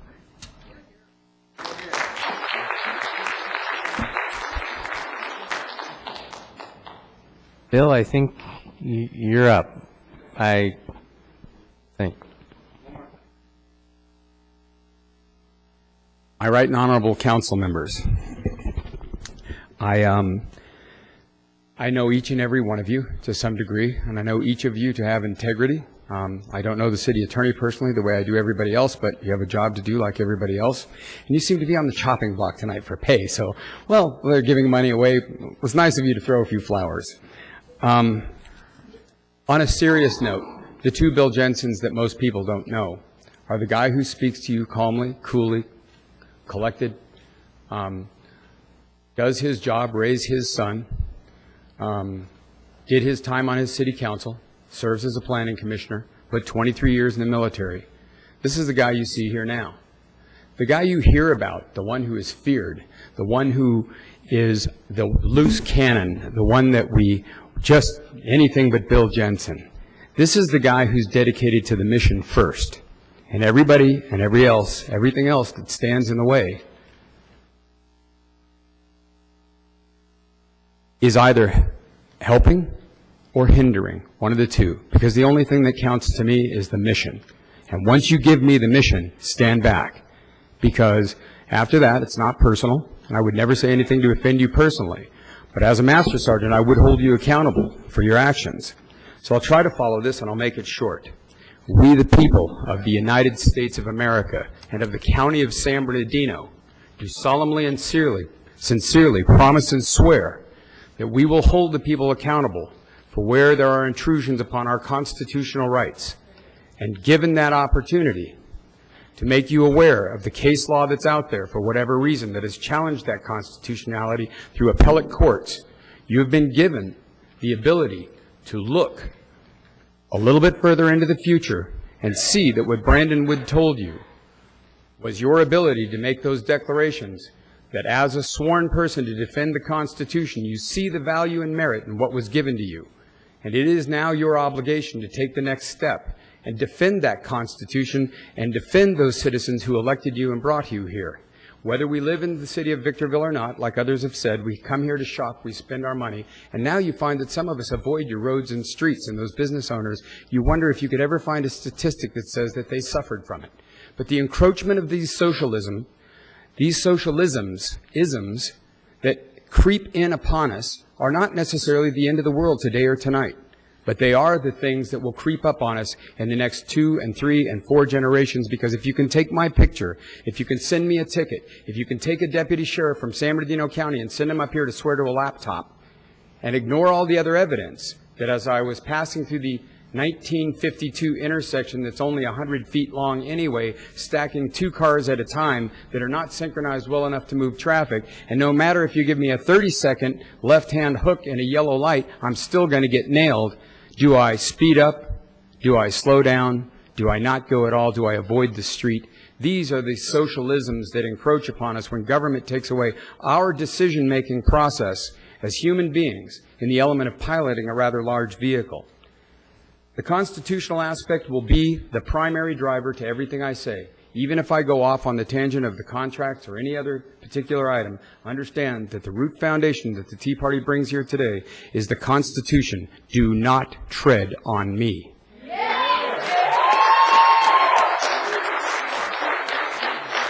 Terminating the use of the red light cameras is a public tide and a sentiment that has turned Washington, D.C. already. Don't ask me what happened to California.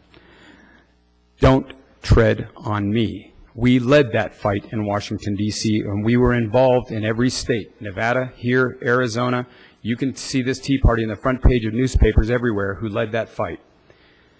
And remember this. I'm calling upon the good nature of your spirit while I do this. The Master Sergeant that's here tonight is not hammering you. He's calling upon you to follow another direction. The appellate court's timeline and the courtroom games that are being played to prevent us from reaching an appellate court decision now by throwing out or canceling every ticket that is represented by an attorney in the Victorville courthouse by Commissioner Singer is a joke. We're aware of it, we're talking about it, and it can bring the wrath of this community and the backlash on you that you don't need. But we're aware of it. We talk at it at our meetings. We know these stupid shenanigans are going on, and they're preventing our attorneys from getting to that appellate decision. But when we make it, we are not going to wait 2 or 3 years for an appellate court decision to change the decision-making process that happens here tonight. Elected officials who sent letters like Assemblyman Donnelly, County Supervisor Metzelfelt, Councilman Holland from Hesperia, Assemblyman Knight, Councilman Blewett, Councilman Smith, Councilman Vias that sits here tonight, who came from the Tea Party and did what she said she would do. They have all said things to you, and I won't read those letters into the record again because they were already read, but I will tell you again what Tim Donnelly said from the State Assembly We citizens live with enough government intrusion in our lives without adding these cameras to our communities. I would encourage the City Council to vote no on the red light cameras. This comes from another elected official who won a state assembly seat. The old intersections and the synchronization and the time and the length, they leave a lot of innocent people. To have some sheriff show up from San Bernardino County doing their job, and they look at a laptop camera and say, yep, he's in the intersection, he's guilty, Your Honor, thank you very much, bye, click. My right and honorable friend, Jim Cox, went and saw the sheriff, and the sheriff thinks that maybe he should be upholding the Constitution of the laws of the state of California primary to the Constitution. Maybe he doesn't believe that he has the validity of the appellate court rulings in the districts that he needs them. We, the people, are not going to wait 2, 3, 4, 5 years for an appellate court decision to some way magically end up solving this problem. We will take the matters into our own hands if we have to. I kind of like the guys from Germany. They put the Christmas box over the cameras on Christmas, all dressed up as Santa Claus. That worked rather well. The VVWRA had a contract that was canceled that was a 30-year contract. That contract was broken, and I don't know what the financial, monetary example was that should be set forward here when people set off to do their own thing. Quite frankly, in my mind, it's good luck to you, and I hope that everything works out. On the other hand, if we have an agreement and we broke it, do we have a financial liability there? I don't know. But I would think that every good attorney would have a back door to every contract and would not leave me unprotected. And if he didn't, then we should check his errors and omissions insurance and see if there's a way that we can remedy that $1.5 million. I don't think that we can put hoods over the cameras because you're still going to be in violation of your contract, though I think that that's a good idea. But I am not going to stand here and let my picture be taken and show up in court and have somebody show up to swear witness to me who was not present at that particular day and time. I'm hoping that we can influence Hoop's decision by possibly finding something in the appellate court that would give him the ability to say, I cannot send in good conscience a deputy down to swear anymore to this testimony because I believe that it's unconstitutional and I've found the loophole that I need. We will do our best to provide that to Hoops in order to short circuit that thing and give the attorney clearly the back door that he needs to cancel that contract. The decision making should not be substituting safety for common sense when piloting a 2,000 to 20-ton vehicle, like the other woman just said here. I'm either speeding up or slowing down, trying to second guess when the yellow light is already my alert signal to give me the time frame to move through this signal intersection. $60,000 a month paid out of the pockets of this community with no revenue coming to the city was not part of your deal. You should have been making enough money to be able to afford to do something, stripe the streets, pay for an employee, at least a cop that comes to swear out the witnesses at the courthouse, or whatever the case might be, if you were in this for profit. But if truly there is no profit, as Jim has said, Mr. Cox, I'm sorry, then I would say that maybe therein lies the breach of your contract. But it's $60,000 a month out of your community. You guys know the rule. I get paid $60,000. I go to the cafe, I go buy gasoline, I buy a pair of shoes. That money rolls through the community a minimum of 3 times. That's $180,000 of monthly impact and financial drain on the community in just the red light cameras. And you're telling us it's not even going into our own coffers, it's going to an Arizona firm. Every city council meeting could have 200 people here until we find resolution. Imagine that, Mr. McEachran. We all show up, we'll wait till the end of the night, and even when you call for a break, Mr. Cabrialis, we will wait for you to come back and we'll be here. Thank you.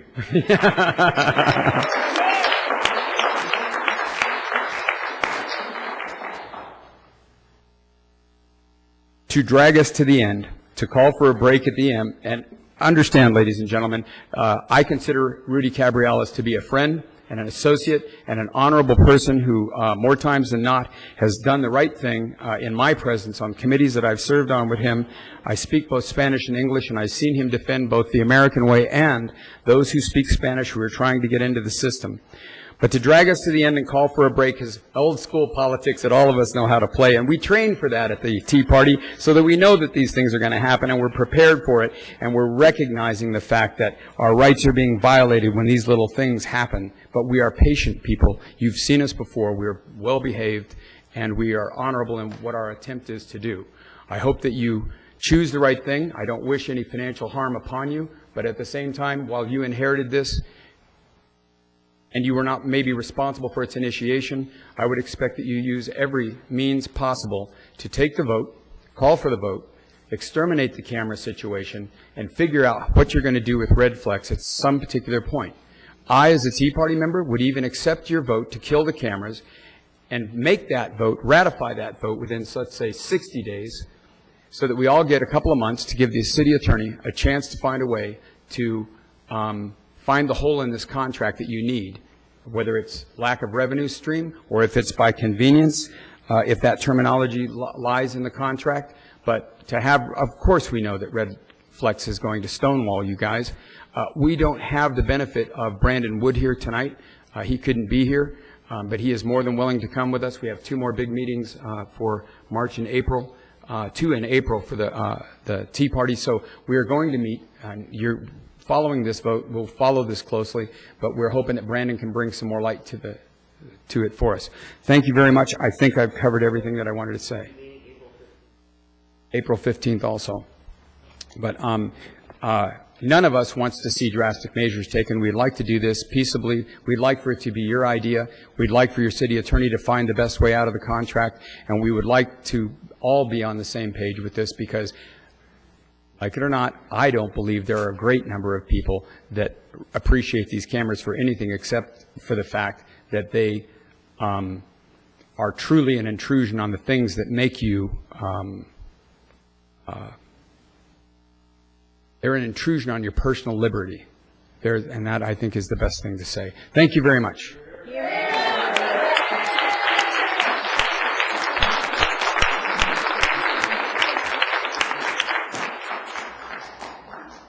Okay, that is all the cards I have, so at this point in time, I'd like to bring it back to the council. We do have a representative from Red Flex. If there's any questions from the council members for that representative, or if you'd just like to make comments at this time, as well as I will entertain a motion.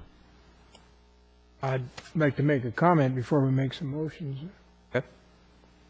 First of all, I'm not prepared to violate the contract until it runs out. Having said that, I am not a great fan of the Red Flex now that we've seen it in operations for a few years. We revised that contract, and actually what we did was trying to cut down on the impact. We had our sheriffs cut down on some of the intersections, so the revised contract, the company had an ironclad for 5 years. We said, okay, they're going to lose some revenue if we cut down on the intersections.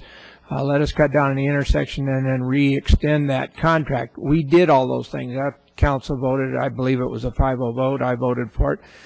But having said that, I'm sensitive to the fact that the red light cameras, kind of like some of the other laws that we did, where good intended people pass laws and then kind of stuck with them. Well, in my opinion, we're stuck with this one until we run out of the contract. I'm not going to vote to put the city at liable for finishing the contract prematurely and putting that vote at risk.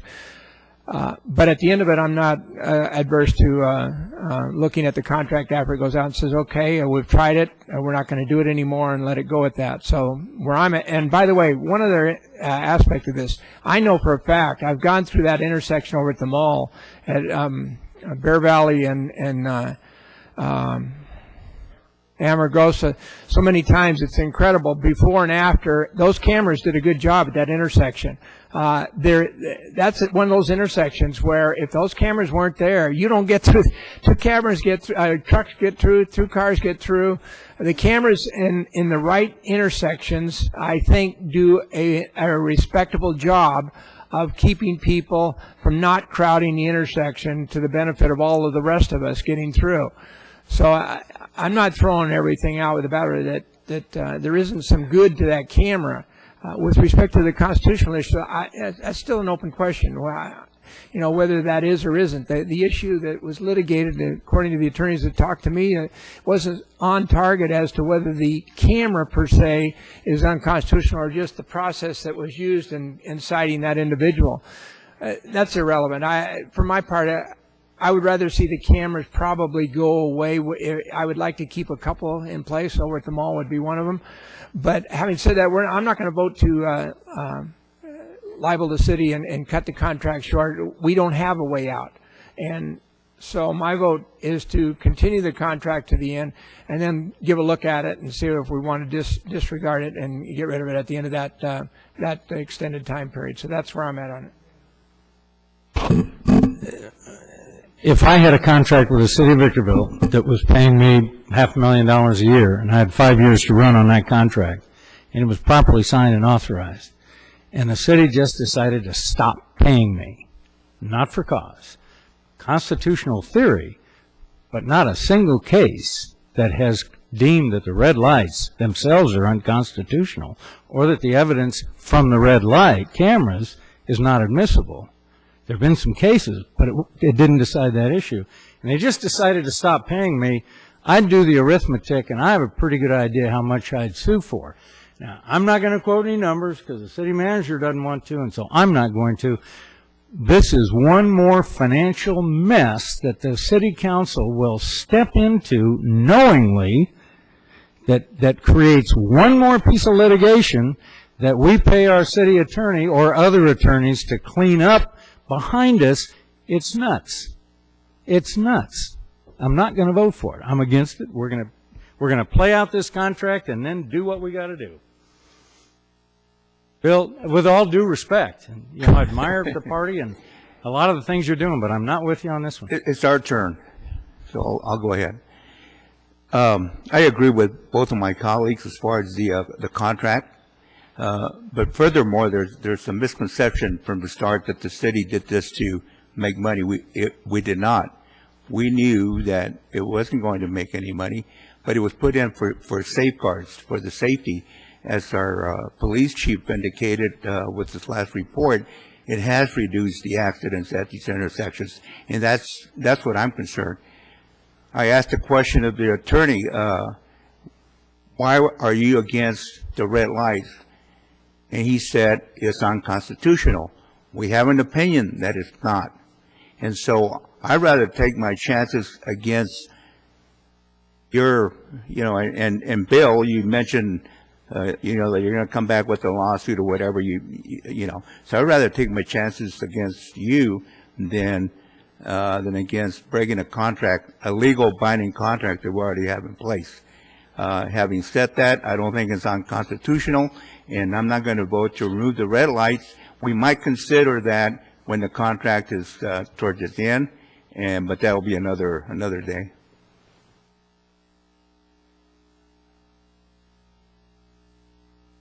Angela? Please, like Councilmember Vias to have a chance to comment, please.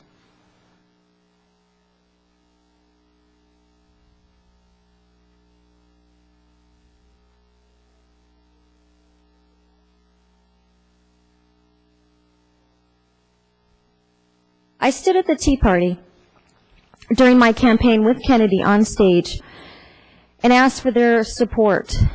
And I was asked a question by the Tea Party, do I support red light cameras? My answer was no, get rid of them. And so was Kennedy's. And now... My answer was no? Yeah, your answer was no. I was listening carefully. And then we have Mike Rothschild, who admits in a previous meeting that he got a red light ticket fixed. It's not everybody in Victorville. I did not say that. Now, don't go lying to that. I said I went through an intersection and the picture was taken. I was not cited. I was not given a ticket. That's what happened. It wasn't fixed. And don't say that it was. You just throw these stupid statements out about people denigrating everybody's character. And I'm sick and tired of it. I think you've already admitted to that. Excuse me. I think all of us up here should have the right to make the comment. Not everybody has the same privileges as Rothschild does. And I get phone calls all the time from citizens crying that they can't pay their red light tickets. Their credit's going to get damaged. I'm a hiring manager. I know, and I run credit when I hire someone. That can ruin someone's life if they don't pay that red light ticket.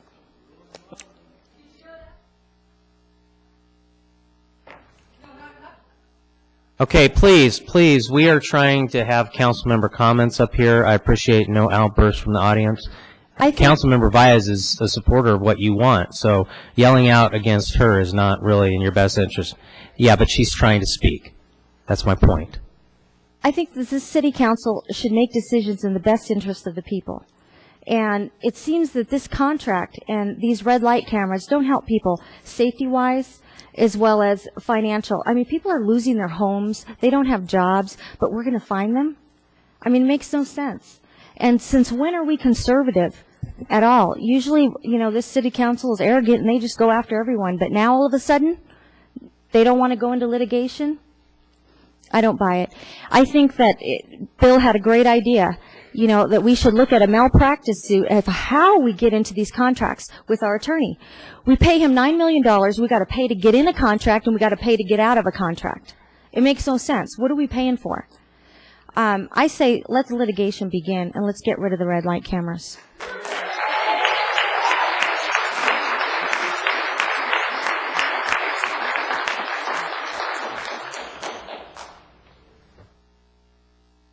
Is this going to be the last comments, or? Okay. I'll allow it. Elected officials accountable for their actions. After today's votes, we will pursue a recall starting April 15th. I believe everybody here knows how unpopular the red light cameras are, and we will pursue that starting April 15th at our rally. Thank you. Everybody is going to hold us accountable. Well, if I might make a few comments. Several of you are here tonight speaking out against. I've had several people contact me, say they're against the red light cameras. I've had several people contact me, say they're for the red light cameras. The folks that are for the red light cameras usually call me, they usually email me, but they don't usually show up at these meetings. It's interesting. We have a few people here tonight, but I've had about 50-50 from my perspective. Do I think that they've reduced traffic congestion at the corners of Amargosa and Bear Valley Road, Mariposa and Bear Valley Road? Yes. The other intersections where they're installed, who knows? I don't really get a sense as to any reduction in traffic congestion at those intersections. However, all that being said, I've never liked the red light cameras. I'd like to believe that I had some part in the 6 that were removed. I was really pushing for that. And regardless of what it might mean to the city from a financial standpoint, you know, we've been asked by our city staff to spend anywhere between 50 and 60 million on a wastewater treatment plant. This is just a drop in the bucket compared to that. So from my perspective, I'm in favor of turning them all off tomorrow.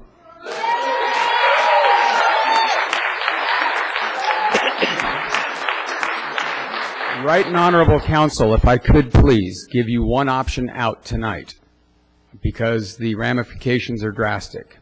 Would you consider delaying the vote tonight, 60 days from now, and asking our Tea Party attorney, Brandon Wood, to meet with your city attorney to explore the true constitutionality issues in greater depth with us, so that if we have brought light to you, and in fact it creates the opportunity to claim that they're illegal, and even if your city attorney and Brandon Wood could bring about the appellate court ruling that offered you that, I think what I hear is you don't want to lose money, you don't want a financial mess. That is totally understandable. But again, standing on the constitutionality, I would like to give you the opportunity that rather than cut off our nose to spite our face tonight, if we delayed 60 days for this vote, would it be reasonable to ask you to allow our attorney to talk to your attorney and see if we could find a way out for you? Please consider that. Thank you.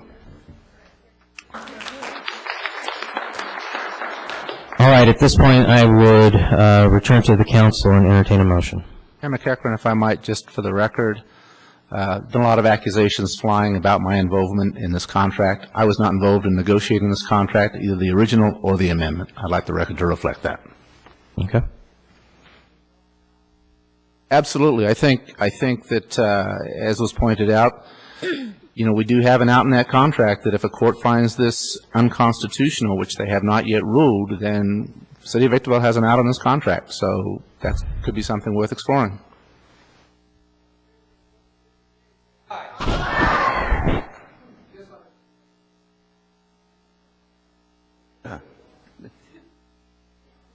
I'll make a motion to wait 60 days to, for our attorney to meet with Brandon Woods to see if they can come up with an out.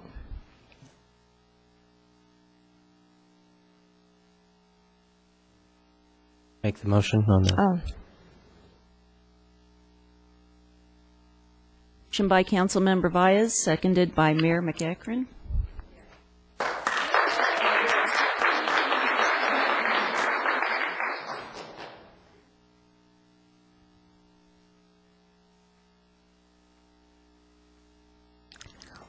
My vote is only, no,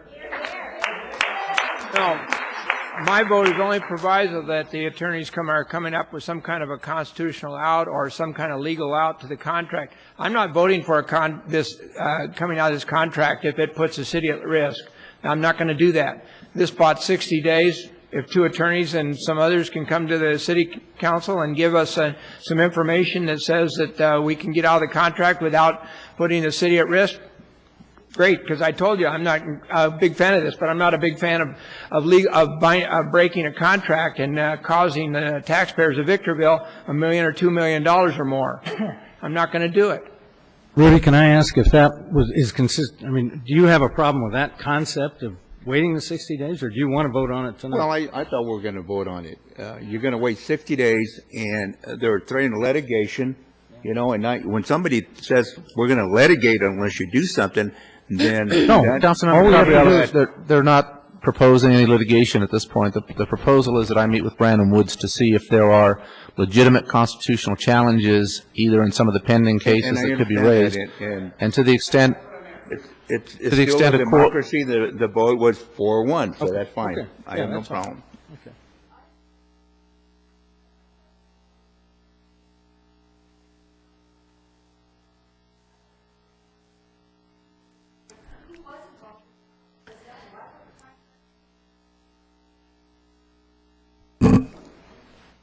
Okay.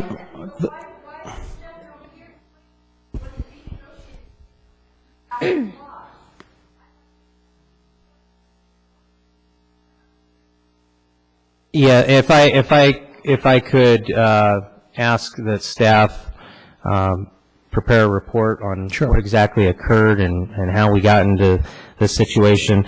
I need to go back and read the original contract, but I don't recall everything that Mr. Mueller said tonight, so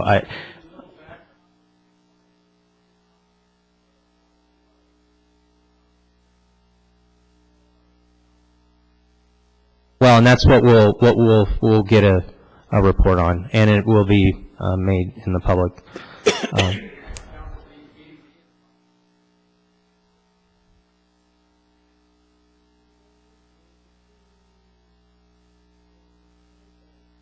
May 3rd.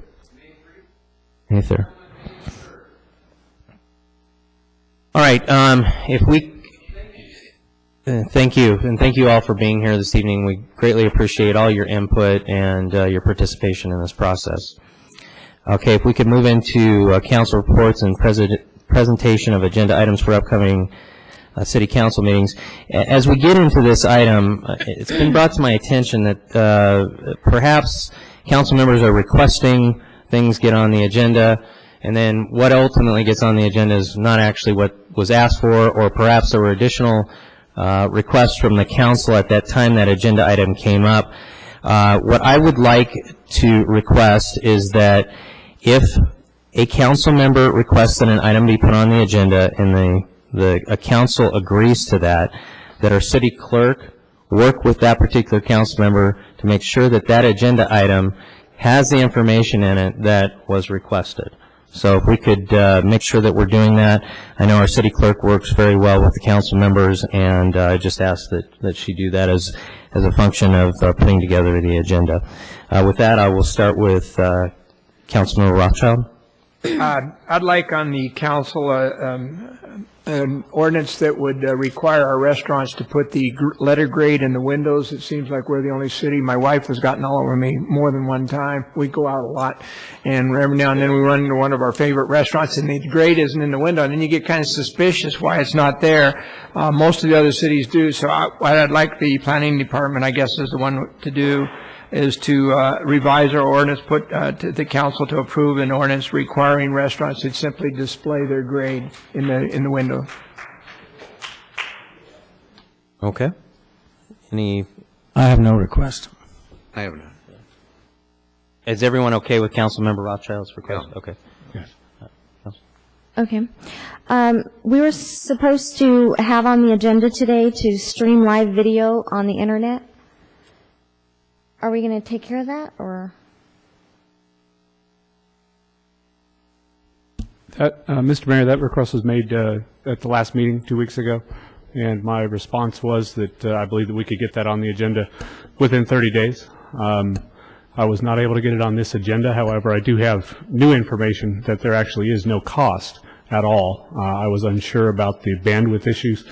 I've already got the agenda item prepared for the meeting in 2 weeks, that if the council is interested in streaming that live video, there is no cost, actually. I don't have the full agenda item with me tonight because it was not agendized. However, the staff is prepared, once the council takes an action, to start streaming that at the next available meeting. Can we take action now or no? It's not formally an agendized item, Okay. so I think it would be prudent to wait the 2 weeks and vote on it at that point. Okay. I would also like a presentation on what measures we are taking to ensure that our flags are in reputable condition in our city.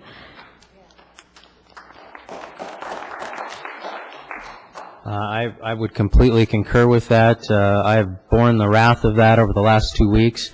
I'm so ashamed that that would go on in our city.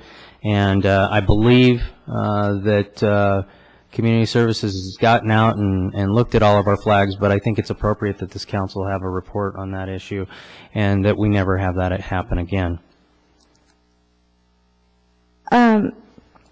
Also, the city manager gave raises to 3 of his top managers in the tune of $40,000 just recently. I would like to agendize this matter to go to a vote in the next session on whether or not we give these employees raises.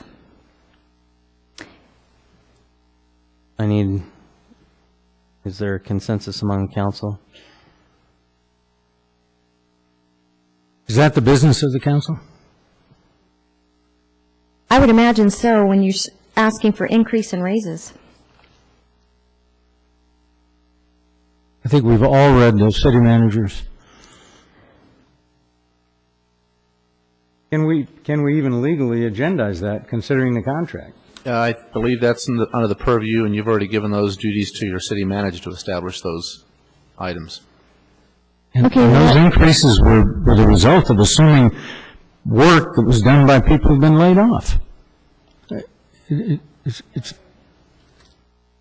I'd like to agendize taking away the authority and bringing it back to the board's authority when raises are given.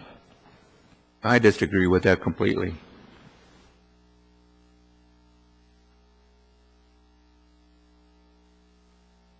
Yeah, you know, in the spirit of a statement I made before, I'm willing to agendize that, and I'm going to tell you right now, at this moment, I'm vote against it, but I'll agendize it. Well, thanks for keeping an open mind.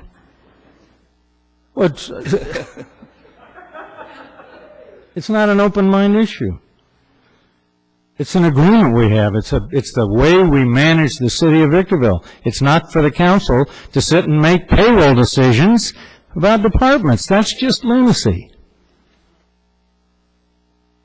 Not oversight. We oversee one person. He's accountable to us. One person. When we meddle in the business and activities of the city, all we do is create chaos. And anybody who's ever served in a governing role understands that concept. So why do we approve contracts? What's that? So why do we approve contracts? Why doesn't the city manager approve the contracts? Why are we even here? He has the authority to a certain level, but when he became city manager, stipulated the authority level he didn't want, and he wanted it to go to the council, and that was the council's agreement. Salary schedule should be up to council. Exactly.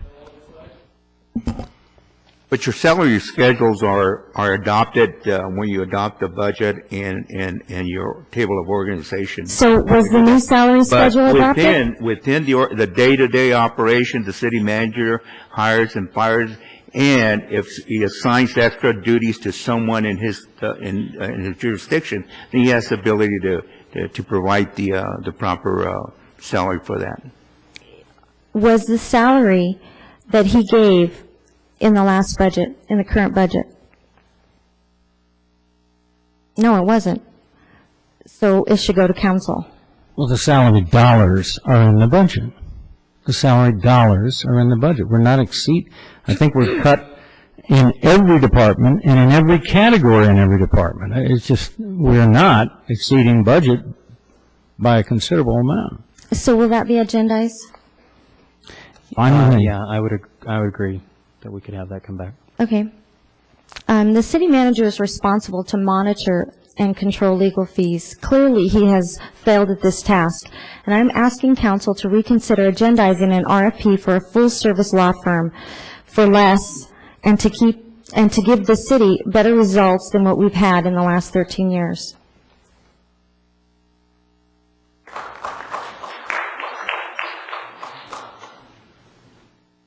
We're going to need to find the money to pay for all this stuff we just spent tonight. We've agendized that item. We made a decision. I refuse to agendize it again.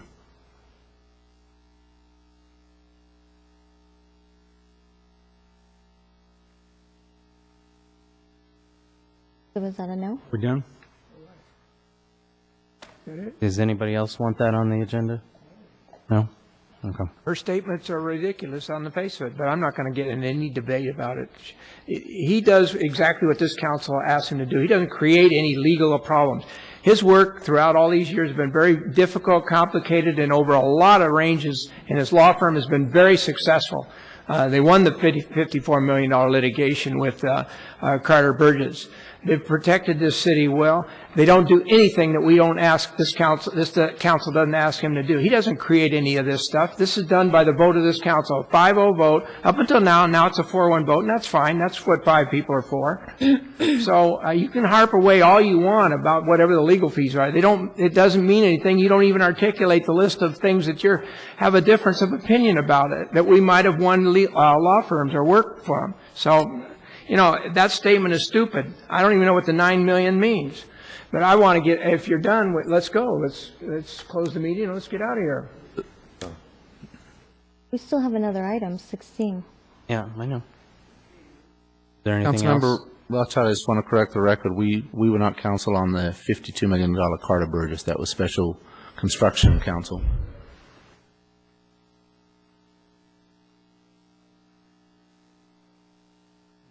Mr. Miller. Okay, let's move into council member comments. Ms. Baez? I would like to know when we're going to get the report on whether or not we go out for RFP to get rid of the Bell auditors from the Finance Committee. And are we going to shut down teasers just like we did Karma's to ensure safety measures are met to keep patrons safe? I feel that the city needs to be consistent with its policy. And that's it. Mayor Pro Tem? Other? Councilmember Kennedy? Kind of feel like I've said enough tonight, but this is on my mind, and it's something that concerns me a lot, and so I wrote it today because I didn't want to fumble with the ideas of the words, so I'm going to say it anyway.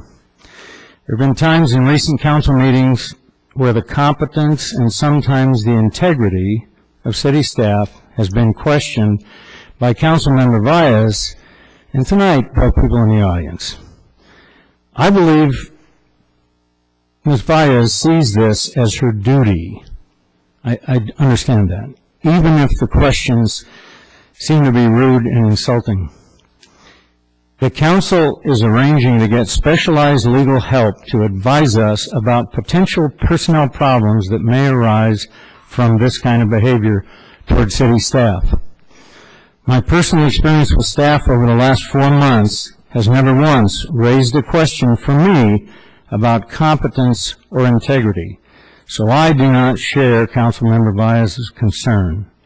I am, however, concerned about the effect of her behavior on the morale at City Hall. So I will suggest to city staff that you have a choice. You've heard some negative comments from one of us, but you've also heard many positive comments from 4 of us. You can choose where to focus your attention.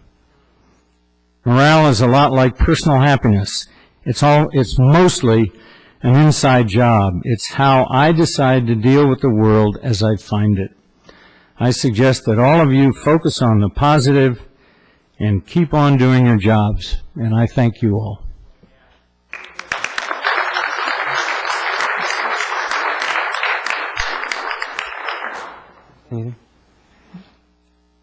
All right. With respect to the audit committee will be coming back to the council with a recommendation that we do go out on an RFP for all future audits. Although the current auditor may choose to respond to that, I'm hopeful that we'll find someone new for all of our future audits. So that will come back formally at a future council meeting, but hopefully within the next 30 days, I would hope. So with that, we are adjourned.